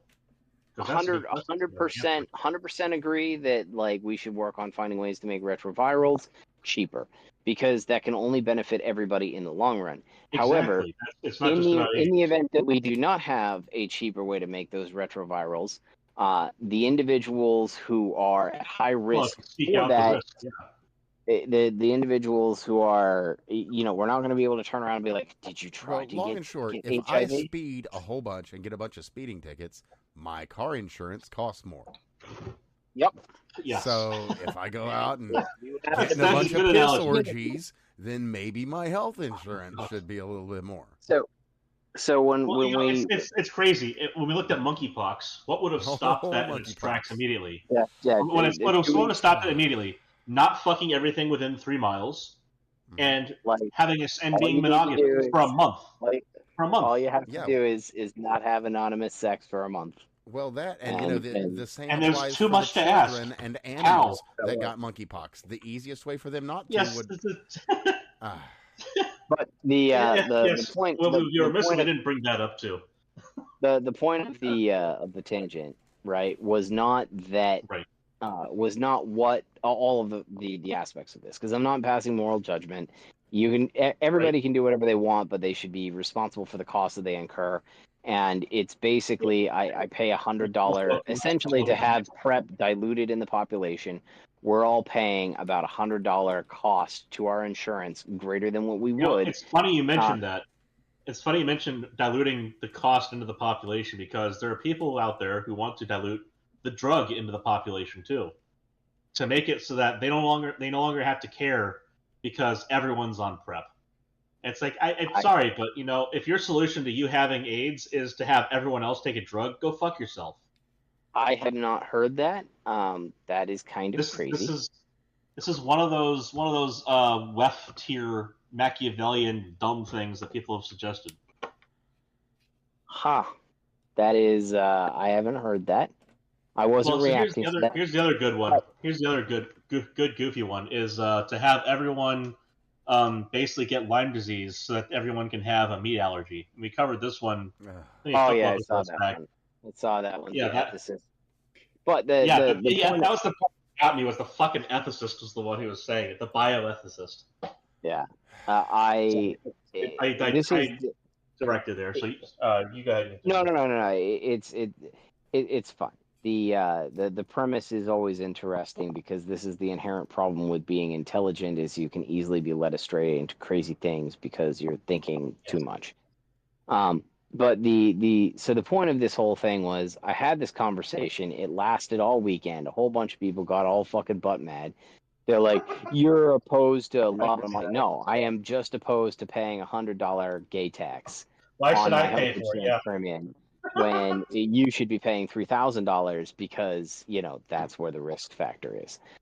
And so I got down into a conversation with one individual, and I said. And they said, "You're just a bigot." And I said, "How am I a bigot? I have there's nothing that I've said that's a lie. There's nothing that I've said that's a moral judgment call. I have spoken entirely in objective, rational terms. These are professional verbiages. It just happens to go against one of the sacred cows of the left." And this individual turns to me and says, "Well, everything that you've said is false." I'm like, "What have I said that's false? Like, these are mathematics. You can find these are posted by the CDC. This is stuff that is well known, and it's been well known for decades." The loser. You're just wrong.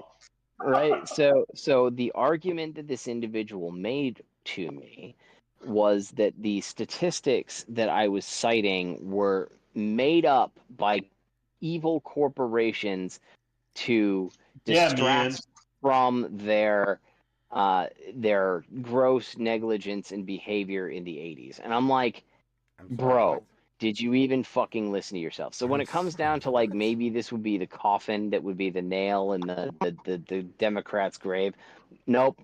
I just had that conversation where you can walk somebody all the way down the path of risk management and cost estimates, and they'll just turn around and say, "Your facts are bigoted because I don't like what they say." Right. Well, you can beat the horse with water. You can even beat it after it's dead. It's not going to drink it. Yeah, I don't think that any of these things would be the final nail in the coffin. But I do think that if they had sat there in 2016 and released this stuff then, there would be, like, Biden would have been tarnished. He wouldn't have been able to run. They still don't. Well, had they not called the laptop Russian disinformation and played that card, like, that's where I think 51 people, the ones who signed that letter, all of them should be in prison right now for lying to the American people and doing that to them. Because that disenfranchised an entire fucking country. I don't think that they lied to the American people, because what they said, if you remember, they were very careful about how they said it. Yeah, they were very, very specific. Yes, I think that is. I think the problem. It's unprofessional. It's unprofessional. It is Their entire fucking bloodline need to be out of the FBI. That's for damn sure. Out of the intelligence community writ large. These people shouldn't have a thing to do with our country anymore. They should all be relocated to Fiji. Adam Schiff is in that boat, as far as I'm concerned. Yeah, fuck him. Like, that's the problem. Like, I think that his district, his area in particular, should be looked into pretty damn heavily. How is he still getting elected?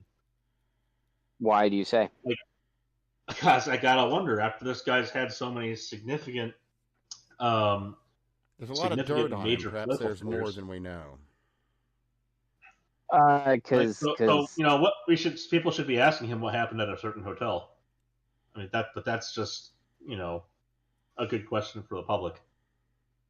I think that Well, when it comes standard to hotel. people like, I think that when it comes to people like Schiff, I think the problem that you're going to run into there is the population as a whole just votes for the people that they've seen. It's name recognition and they don't care. Like this is, I don't think it's a great big scandal. I don't think it's anything Well, other than there's a great there's a Dilbert cartoon specifically on that. Well, it's actually one of the cartoon episodes where you don't need to be an excellent engineer. You just have to have brand recognition, have to Yeah. name recognition. Yeah. Oh, I would believe. You can fail upwards in certain parts of industries, and that was the kind of the joke of the episode. But you see, it seems to be quite prevalent in politics. It is. Yeah. One of the only Heavily- ways I could explain Nancy heavily Pelosi still being in prevalent. office. No, I think so. I actually disagree, and we've had this debate before. I think that Pelosi is a very intelligent woman.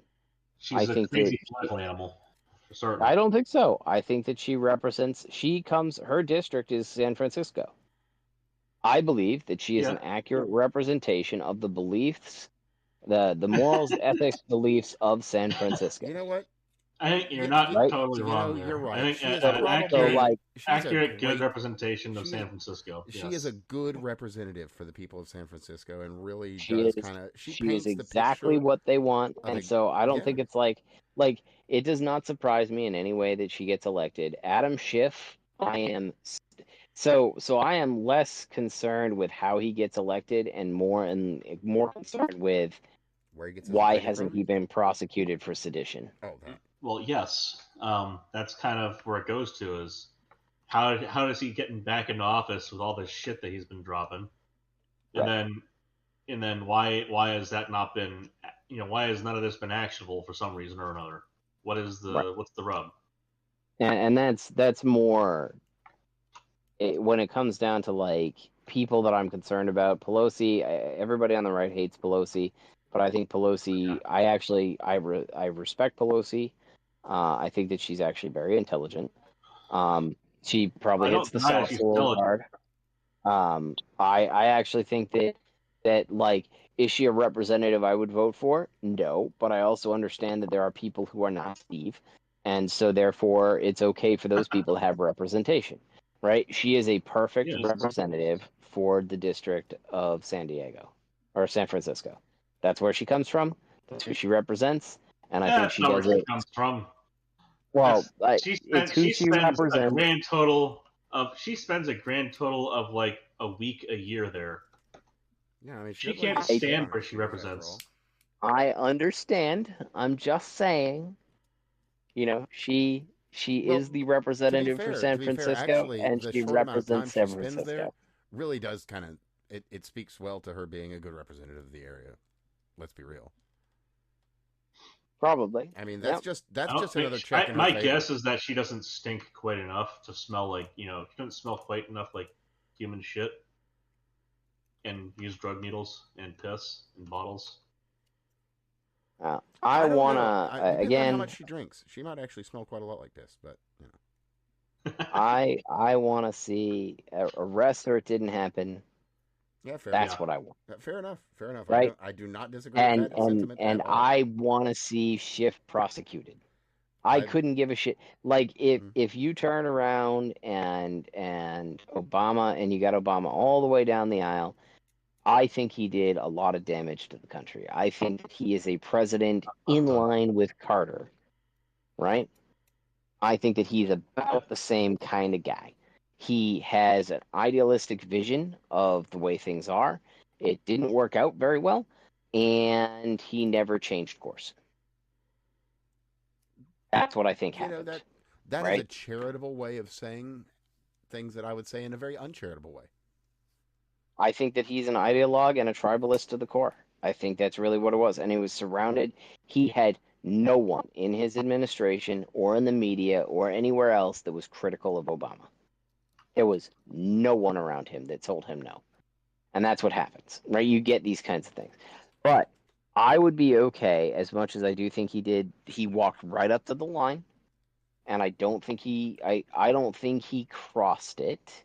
I think that the Trump administration will not get a conviction on that. And then I think that he'll make the argument of presidential immunity, right? Which is the same. That's the thing is a lot of that was happened. So part of the issue is like how much of this happened while he was president versus not president, and that might be part of. Well, I mean, the documents that have been presented were all while he was president. Right. It might have been post-election, but he was still president. Yeah. So like I think 100% he's gonna. I don't think there's gonna be anything there for him. But there are other people who I do think there's stuff for. Stuff like Schiff. I think you can probably get Schiff for sitting there, and I can almost guarantee you that you can. That if I'm not mistaken, Schiff was one of the few that was not given a pardon. No, Schiff was given a pardon. Oh, who was the one that wasn't? Pretty sure. Oh, damn it! It's escaping me now. The funny one will be that some people are going to lose. Are probably Schiff was given a pardon because he was on the January 6th committee, and the January 6th committee also got a blanket pardon all the way back to like 2014 or whatever. Oh, so that's how he got his. Maybe it was Ray, but it was like one of the big names that didn't end up getting a pardon. I remember we reported on it. It's kind of nuts how they gave like certain pardons go back over. Oh yeah, ridiculous time spans. Like to Fauci, it's like why does Fauci it have to go back that far? 2014. Of all the people that needs to be fucking prosecuted, like Fauci just needs to get his ass behind bars, or at least like. Well, and again, I've heard the thesis statements from Stephen Miller, and I really respect Stephen Miller. I do. Again, I'm not a huge Trump fan, but I actually really like a lot of the people in his administration. I really do. I have heard their thesis on the auto pen. I think it's a reasonable thesis, and it's time to go take it to court, right? Yeah. Arrest or it didn't happen. I don't want to hear about how you think it was an auto pen scandal. I want you to go to the Supreme Court and say, we're revoking these pardons. We're going to criminally prosecute these people. These pardons are illegitimate, and here's why. Right? That's what needs to happen. And until such time as they actually start walking through the courts on these things, I don't fucking care, because it's nothing more than the bluster that we've heard for every political case for the last, 30 years. So arrest doesn't happen. There weren't promises of arrest. So speaking of 30 years, but still, speaking of 30 years though, like that's kind of what I was saying about Epstein files with Max as well. As it'll come out now or it'll come out in 30 years. Either way, we're gonna get to it eventually. Sure. I mean, sure, and I mean like. But the point is that if you can't prosecute people while they're alive, if you have to wait until everybody's dead before you're willing to sit there and show the shady shit, then there's no point. What's the point in having the government? What's the point in government accountability if they don't hold anybody accountable? Well, I mean, at this juncture during their lifetime in the right? I just kind of expected it. I sure like the MLK files. Those are going to come out, and it's going to be like J. Edgar Hoover. Oh, they have come out actually, and it's going to be like, I don't fucking care. He's been dead for 40 years. Go fucking show me something of like, and go prosecute the people who are alive today. Go take the jobs of the people who are in Congress and the Senate who were, engaged in this stuff. And if you're not willing to do that, then you're not really willing to do it. Like, Tulsi's the only one who's sent anything into the courts. She's the only one who seems to make any sort of criminal prosecution. Now, again, I give Cash and I give Bongino the benefit of the doubt that they're going for other stuff. And I think Cash's statement when he was on Rogan was something along the lines of, I have like 10 top tier grade 1 items that I am, chasing down every day. Any one of these things, be it Epstein or whatever else, over the past forever. Right. So, yeah, I mean, there is a lot of shit that needs to be resolved beyond Epstein, beyond specific corruption, beyond investigating Pelosi for insider trading, beyond all that. Yeah, Right. sure. But Right. that said, I mean, we can walk and chew gum. We have these giant fucking organizations under government control that can be set to that task. Anyway, yes and no. Well, we do. It's just, what's the extent of the abilities, but yeah, that's neither here nor there. I mean, all we can really do is just report on things as they are, and there's not much point in dwelling on it when there's not much to say other than that something has to happen. Yep. So, something has happened. Unfortunately, not to one of our judges, but to a real piece of shit that absolutely deserves it. Alexandre de Moraes of Brazil. Goodness me. Braille? The country of Braille? Yes. Can you feel the words I'm saying right now? Anyway. Bumps in Brazil are a little more I would love to do some feeling Braille. around Brazil. I have seen the women on those beaches. There is a lot of feeling that needs to go on down there. That's fair. Oh, yeah. Everybody works out. But anyway, he has been officially sanctioned. So or Coke's out. Well, anyway, Moraes has been sanctioned, barred from doing business in America, and all of his assets are frozen. At least all assets U.S. has access to. Which is, thankfully, a long time coming. He's an absolute piece of shit and has been destroying Brazil. So I understand why the show is not a fan of him. Mm-hmm. But why are we as a country going after him? What is the U.S. national interest? I'm not saying he's not a good person or he's a great guy and we should go hang out sometime. I'm not saying that. I'm just curious, like, what's the national interest? What's a reasonable question?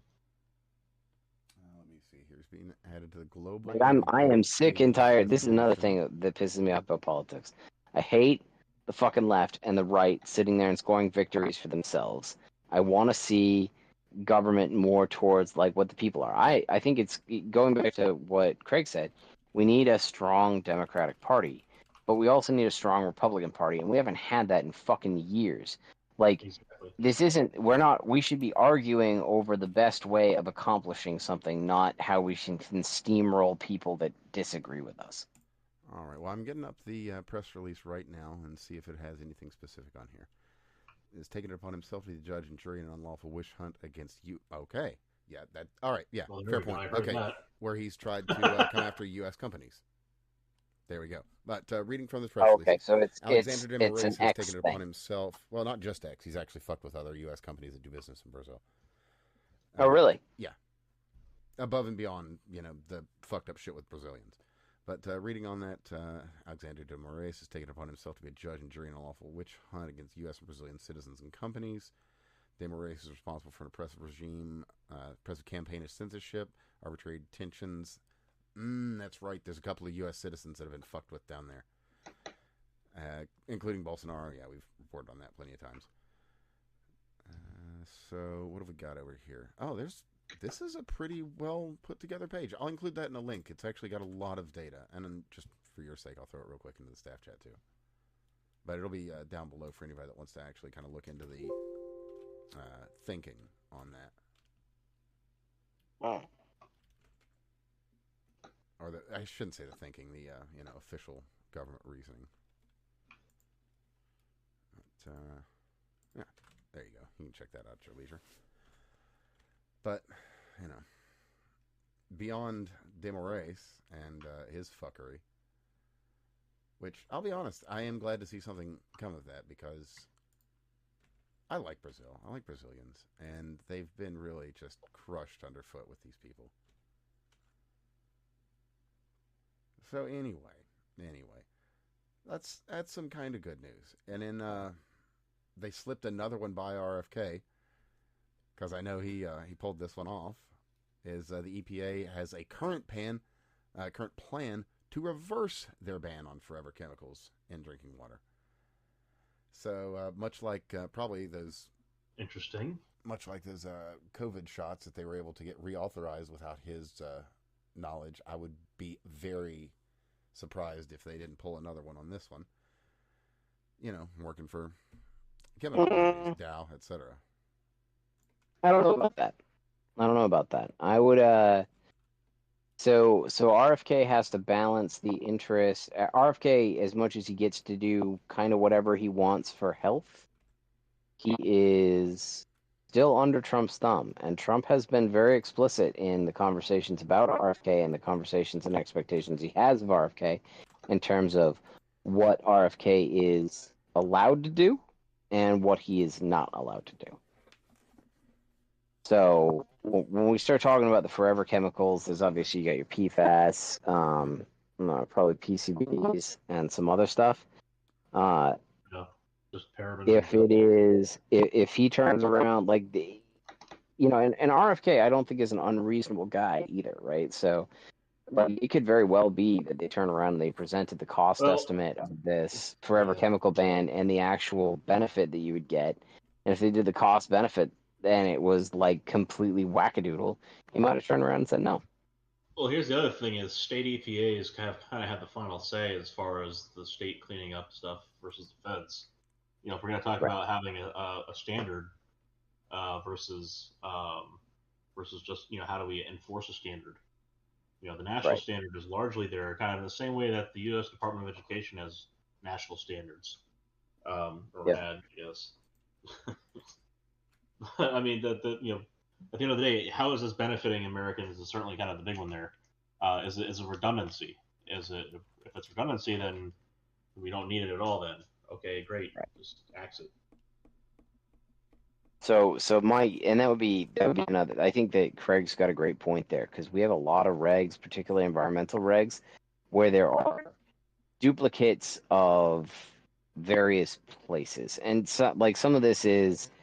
I personally, as a regulatory compliance guy, nobody wants to have a real fun discussion about regulations. But the short version is the U.S. actually does a shitty job with its regulations. I actually prefer a lot of Europe's regulatory approaches. I'm not saying that I agree with everything that they do regulate. I'm just saying that their regulatory approaches tends to be better. That's fair. Yeah, they will burn your ass if you fuck around over there. Yeah, but and like they were ahead of the game on the food regs.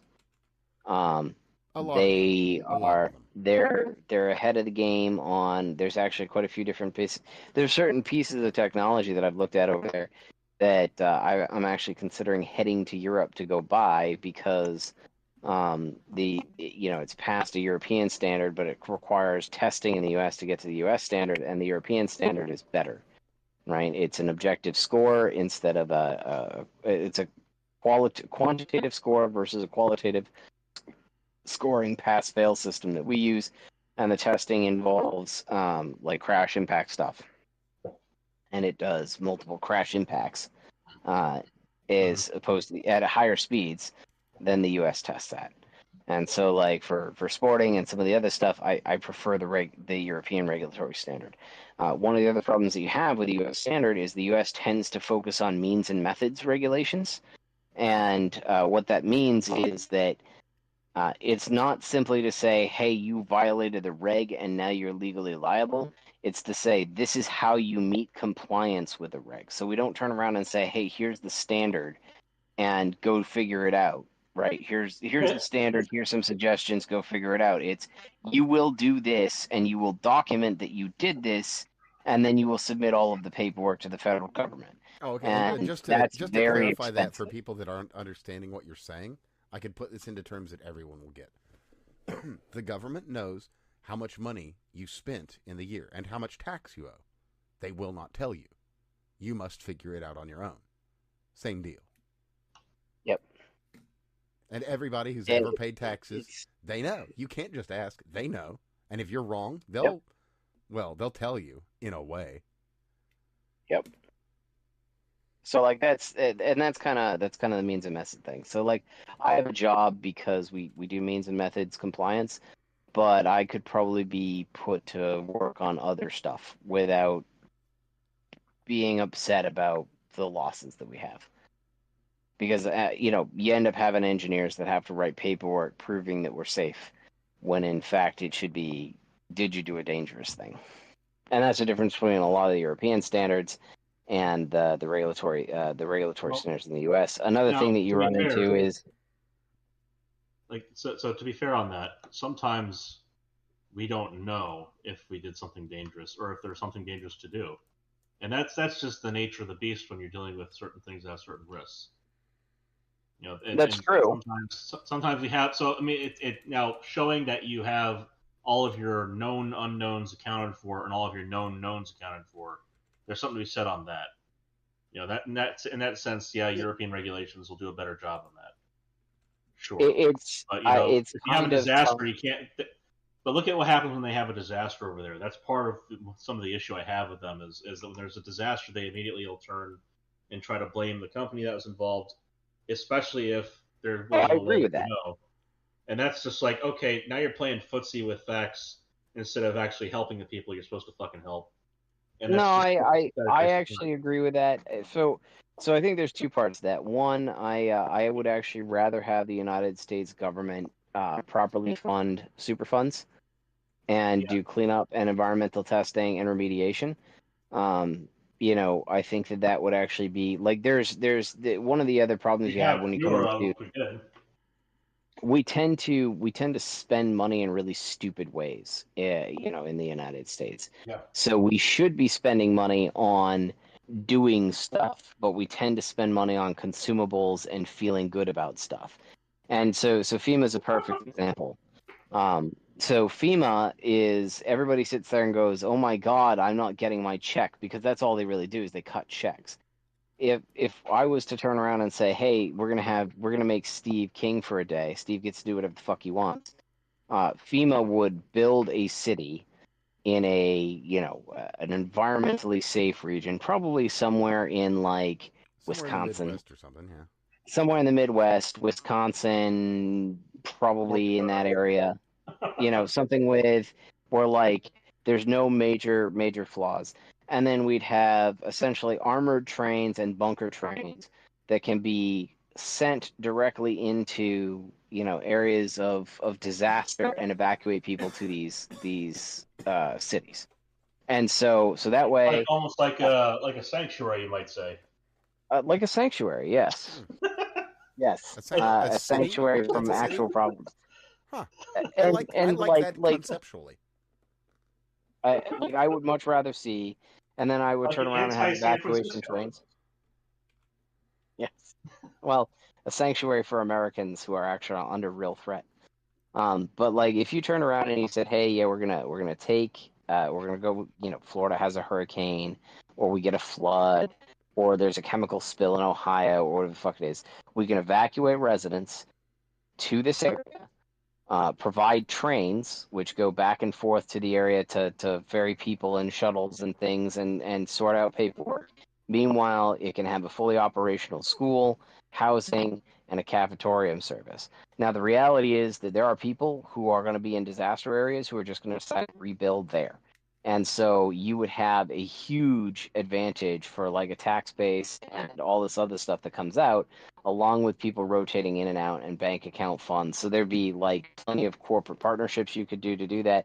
But that would be what I would do. FEMA would provide direct aid and safety and critical infrastructure like housing and whatnot to residents of areas that are adversely affected. That would be something that I would rather see FEMA do. Instead, what we do is we cut checks.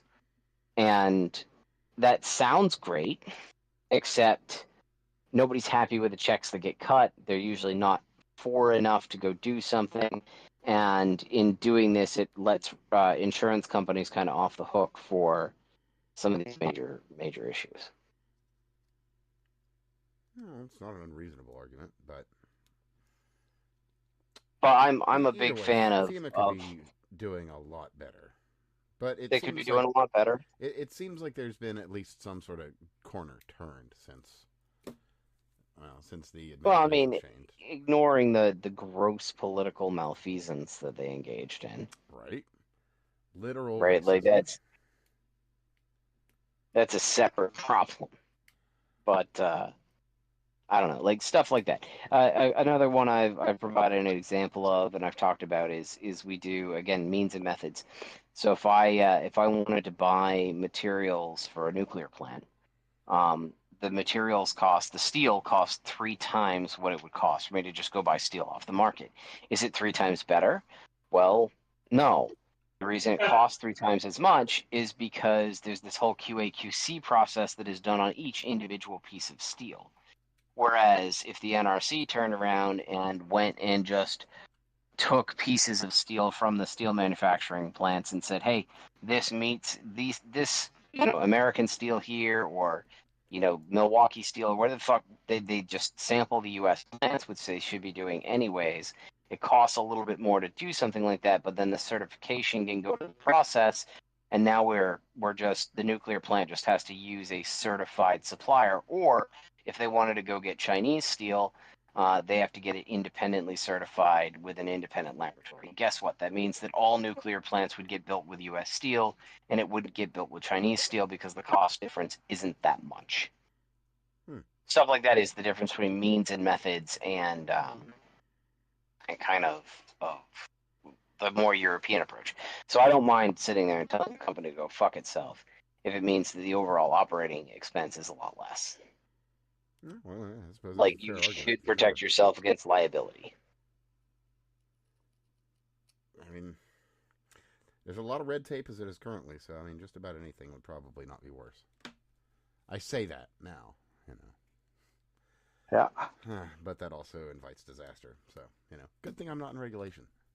I'm just here to provide advice. But speaking of regulations that fuck shit up, I've got a great little bit of news here. And this one came out just the other day, right at the beginning of the weekend. The DOJ said it a 44-year-old rule, government rule. And that was competition and merit are the standards by which we should all be judged, nothing more, nothing less, according to U.S. Attorney General Jeanine Pirro. So what's happened is the consent decree, the racial consent decree from Lovano versus Ezell. If I'm not mistaken, that is the disparate impact decision, which could be huge in government and private sector hiring, because there's so many private sector businesses that have to meet these regs to work for the government. You've got to have X, Y, and Z number of employees of this and that. And if there is a disparate impact to this one by getting the job that this one would have had, you just can't do it. I'm grossly oversimplifying this. But disparate impact has been a bane of hiring in the private and government sector since its inception, honestly. All my life, basically. So to see that gone, I mean, that's great. Yeah, it was for the OPM. Yeah, it was the OPM review. Yeah, that's exactly what it is. Yeah, that's what I thought. They got rid of that shit. Yeah, fantastic. Disparate impact is dead. That is actually it. I hadn't read over fully everything, so yeah, we're done. That's a huge thing. Big. That is so big. So, and you know the unfortunate group that's going to get the most impacted by this, and it's not the ones in sanitation. It's the people who manage to make it into positions that matter, who are retarded. Yeah. Unfortunately, they're going to be. Unfortunately, they're no longer going to be federally employable.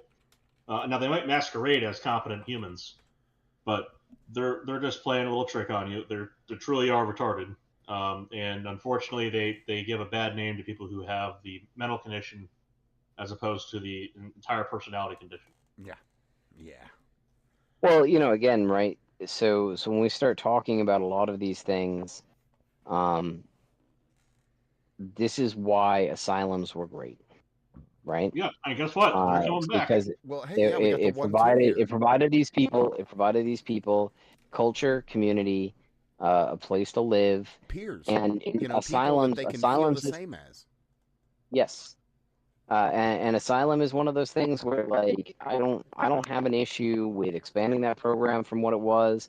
I don't have a problem with, like, what if I think I talked about going to Colorado, and seeing Denver and seeing Boulder, which we'd lived in, and it was just like it was heartbreaking to see it. It was heartbreaking to see it. I live in an area we don't have tent cities. I barely see homeless people. It's kind of funny because I live in a tourist area, but we just we're well run. But like if I had to turn around and say, and again, I've got my drug addict sister-in-law there, who's apparently lost custody of her child. Oh, which like think about how fucked up you have to be for this court system to take custody of a child away from a mother. yeah.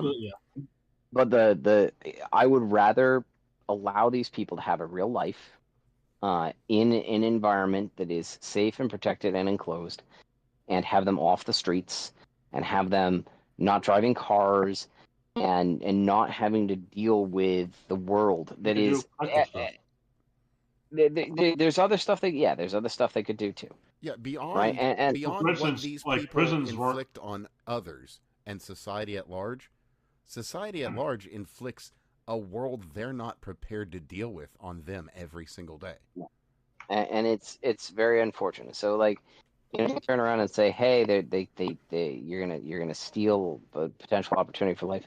I don't have a problem with if you turn around and you took a bunch of Down syndrome kids and they grew up in a home and they developed they're like all crazy, horny, sex junkie ninjas, is my understanding of the Down syndrome personality. If they wanted to have bang each other and do orgies and have fucking kids, like I would be okay with allowing that stuff like that to happen. Right? Like that's it doesn't need to be so restrictive that it can't be a life. But at the same time, like the amount of damage that releasing these people into the world did, be it drug addicts or the mentally retarded, or the mentally disabled, the schizophrenics, the people who can't manage to function without a well-regulated environment around them, I would much rather have them live, even if it costs me money. That's one of the few things that I'd be very okay with paying for. Well, the and alternative even is adding additional oversight. What's that? So the alternative is it costs you money anyway. Well, and that's just the in thing. a way that's going to harm you. It costs me money either way, and maybe it's cheaper to have them out on the street, but I'd rather pay more and have That's the thing. I don't think it is cheaper to have them out on the street. It might be cheaper for like one day, but I'd say the annualized risk is going to be more expensive. Yeah, and that's the thing. Like I know that. I don't know. Do you guys watch Asmongold? Not really, but I'm familiar with him. I hear a bunch of shit. I see clips every so often. So I catch a number of clips. So he has his statement is that he thinks that the world would be made a better place if you just arrested 2% of the population, just straight up bottom 2%, in jail you go. And I don't think he's entirely very wrong. Socialist. I don't, but I mean, like, so here's his argument. Essentially, like, you hear it and it's kind of shocking. But if he breaks it down, he says, okay, so the way the stats work is 1% of the population causes something like 70 to 80% of the problems. So they're gone, right? Just well, they're gone. They're already in jail though. That's kind of the thing. Yeah, but then we let them out, right? We just let them out. Well, yeah. So, so you turn around and you take the 70, 80, or the 1% that causes 70 to 80% of the problems, and you throw them in jail, and they're just removed. And now all of a sudden, 70 to 80% of the problems that you're paying money for go away, along with those people. And the extra 1% is going to account for these other things that are not necessarily violent crimes, right? But it's going to be the addiction and the homelessness and all this other stuff. And so just by taking that other 1% out, like almost all of his argument is jail 2% of the population and 90% of the social problems will be solved. And you're only left with like 10%, which is much more manageable and lower cost. I kind of agree. Well, see, that's the thing is I don't think it should be jail. But I am a big fan of the asylums for that purpose. I mean, right? You have the requirement that they actually cause problems first, which I think is reasonable. I think that's reasonable for jail. I think that they don't have to. Stupid. I think that the inability to function and live a normal life, you should go into an asylum, right? If you're living homeless, we should be able to involuntarily commit you to an asylum, right? If you are drug addled, you should be able to be involuntarily committed to asylum. Well, the thing about it too that that's gonna sound, it sounds a little draconian in and of itself, but the thing is, asylum systems aren't meant to be the end stage. It is a place you go when you've got nothing and nowhere, and it's meant to try and fix you if you're broken, if you can be fixed. Well, I mean, I don't think everybody can be fixed. That's as kind I of say, where I'm if at. you can be fixed, it's not this. The asylum is not supposed to be. Well, there you are. You're there forever. That is not the goal. The goal is to get you in and out. In theory, yeah, but I think that Well, that goals as are always society lofty, gets but, more and you more know. complex, we're going to have to figure out what to do with the bottom portion of our population. Well, so let's go ahead and add in a couple of the offenses that get you there. You have murderers, you have serial rapists, etc. Like these are people who we do not put away for the large part. So think first degree murder kind of cases. These are people that we don't put away for a few years. We put them away basically for life. That's only one part of the problem. The other issue that we're seeing right now is that we have the people who shit on the street, the people who do drugs in the street, the people who camp in the street, right? Well, people who do drugs on the street are supposed to be rounded up, but then I guess some feel goods in California decided that was a bad idea. But I mean, like, homelessness in general is a mixture of mental illness and drug addiction and all this other stuff. So, like, I am okay with expanding it beyond the people who should go to jail because they're violent to the people who aren't inherently violent but are not functioning. Like, and by the way, that will, as time goes on, be more and more people as society gets more and more complex. Theoretically, yes. Theoretically, also, treatments and programs would be developed for those people. One would hope that the people with bleeding hearts would actually want to help them. So, well, we'll see, right? Hold the fucking phone. How do you... Into Goat Simulator 3? What? What, huh? In any case, boys, it is very late. Mm-hmm. Yes, it is. I need to go to bed. All right. Well, I can let you out of here. Let me see if I've got anything that you're going to be like, oh, shit, I wish I'd have heard that. No, you're good. You're good. You can chat. Yeah, I think we're all in that camp here. So, well, I've got one or two myself that I'll just drop on some folks. Just for you guys, real quickly, before you drop off here.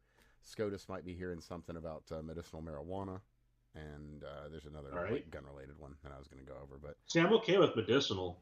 I think that it's unfortunately it creates a cottage industry of doctors that will hand out the scripts like candy. I don't have an issue with recreational. Well, that's the thing is, for youngins, it's a problem. There hasn't, and no one's been able to answer this question because it's not been able to make its way up. So it's now made it out of the Court Circuit of Appeals. So, considering Bruin, there's not any real reason why any sort of marijuana-related anything should affect your ability to keep and bear arms. Pretty straightforward. Shall not be infringed. Oh yeah, well there's that. So, it'll be interesting to see how that plays. I mean, it's been a long time coming for this question to be asked and answered honestly, as opposed to. You guys have a good night. What we've been dealing with. So yeah. Night, Steve. You can catch Steve at Ratman720. He's a good man. He knows his nukes. And I'll be headed out as well. So yes. You can find Craig at real quick. Any updates? Not yet. Not yet. Not yet. I think I'm in the queue again. I think that's probably only going to be addressed tomorrow. So if it was in fact a 7-day temp ban, then that will be when I finally get released. But I'm going to keep spamming them regardless and saying, "Let me the fuck back in." As well, you should. That's what I need to do. I need to add to the next one. I'm a paying customer. Yes, indeed. Because I am a real person, I should say, and a paying customer. Exactly right. So But soon enough. Yeah. And in a confirmation of what we told you about over the past weeks, somebody else, except this time from fucking CBS News, noticed that it was not the door, but it was a picture of two other doors in the cell block, and that the thing you were looking at is actually a pole and a set of stairs that lead to the door. Well, they noticed something that many Anons have been pointing out for some while. The other person, the third person that walks up the fucking stairs. So now CBS News is noting that. So there you go. And one other little fun thing. Tulsi, good old Tulsi, in her position, she has stated that Operation Mockingbird never stopped. Are you really surprised? But that Nope. she's actually trying to shut it down. I'd love to see it. Godspeed, lady. We're rooting All right, for you. well, And that will be enough for me. I am out. So, Indeed. Good night. You can find, well, Have a great one. hopefully you'll be able to find Craig at CraigBob99 in the near future, but you can't find him most places aside from Twitter at that. So If you need to find me, I do have that link tree, and Keybase is probably the quickest way to get to me. But see you around. rightio. So good night, Craig, and to everybody here. I've got a quick update, which you probably, well, if you stuck around till now, you'll be surprised to learn this one. So, reported on this last time, and there was a road in Maui. Is it Maui? Fuck, I can't remember the name of the item, the specific island. But the word was that Oprah locked down this easement area that her road or whatever, that would have made things tremendously easy for everybody to get across the island. Well, turns out she in fact did not, and she actually worked with the other owners of that land and road to try and get it opened as quickly as possible. So, as much bullshit and baggage as Oprah may carry, in fact, it's not always all that bad, and she did in fact try to help. So, hey, sometimes something good happens. And with that, everybody, that's about that. So, be well, be safe. Share this around. We are trying to be the biggest podcast in the sphere, or the cube, or the hypercube, for that matter. So, do what you can to get us out there. It's genuinely appreciated. And if we have offended you, that's probably normal, and you'll be fine. No worries. Anyway, see you soon. I'm Evan. You can find me at that fake guy Dan at all the places except for Facebook. And, oh shit, that's really about it, isn't it? Be good, everybody.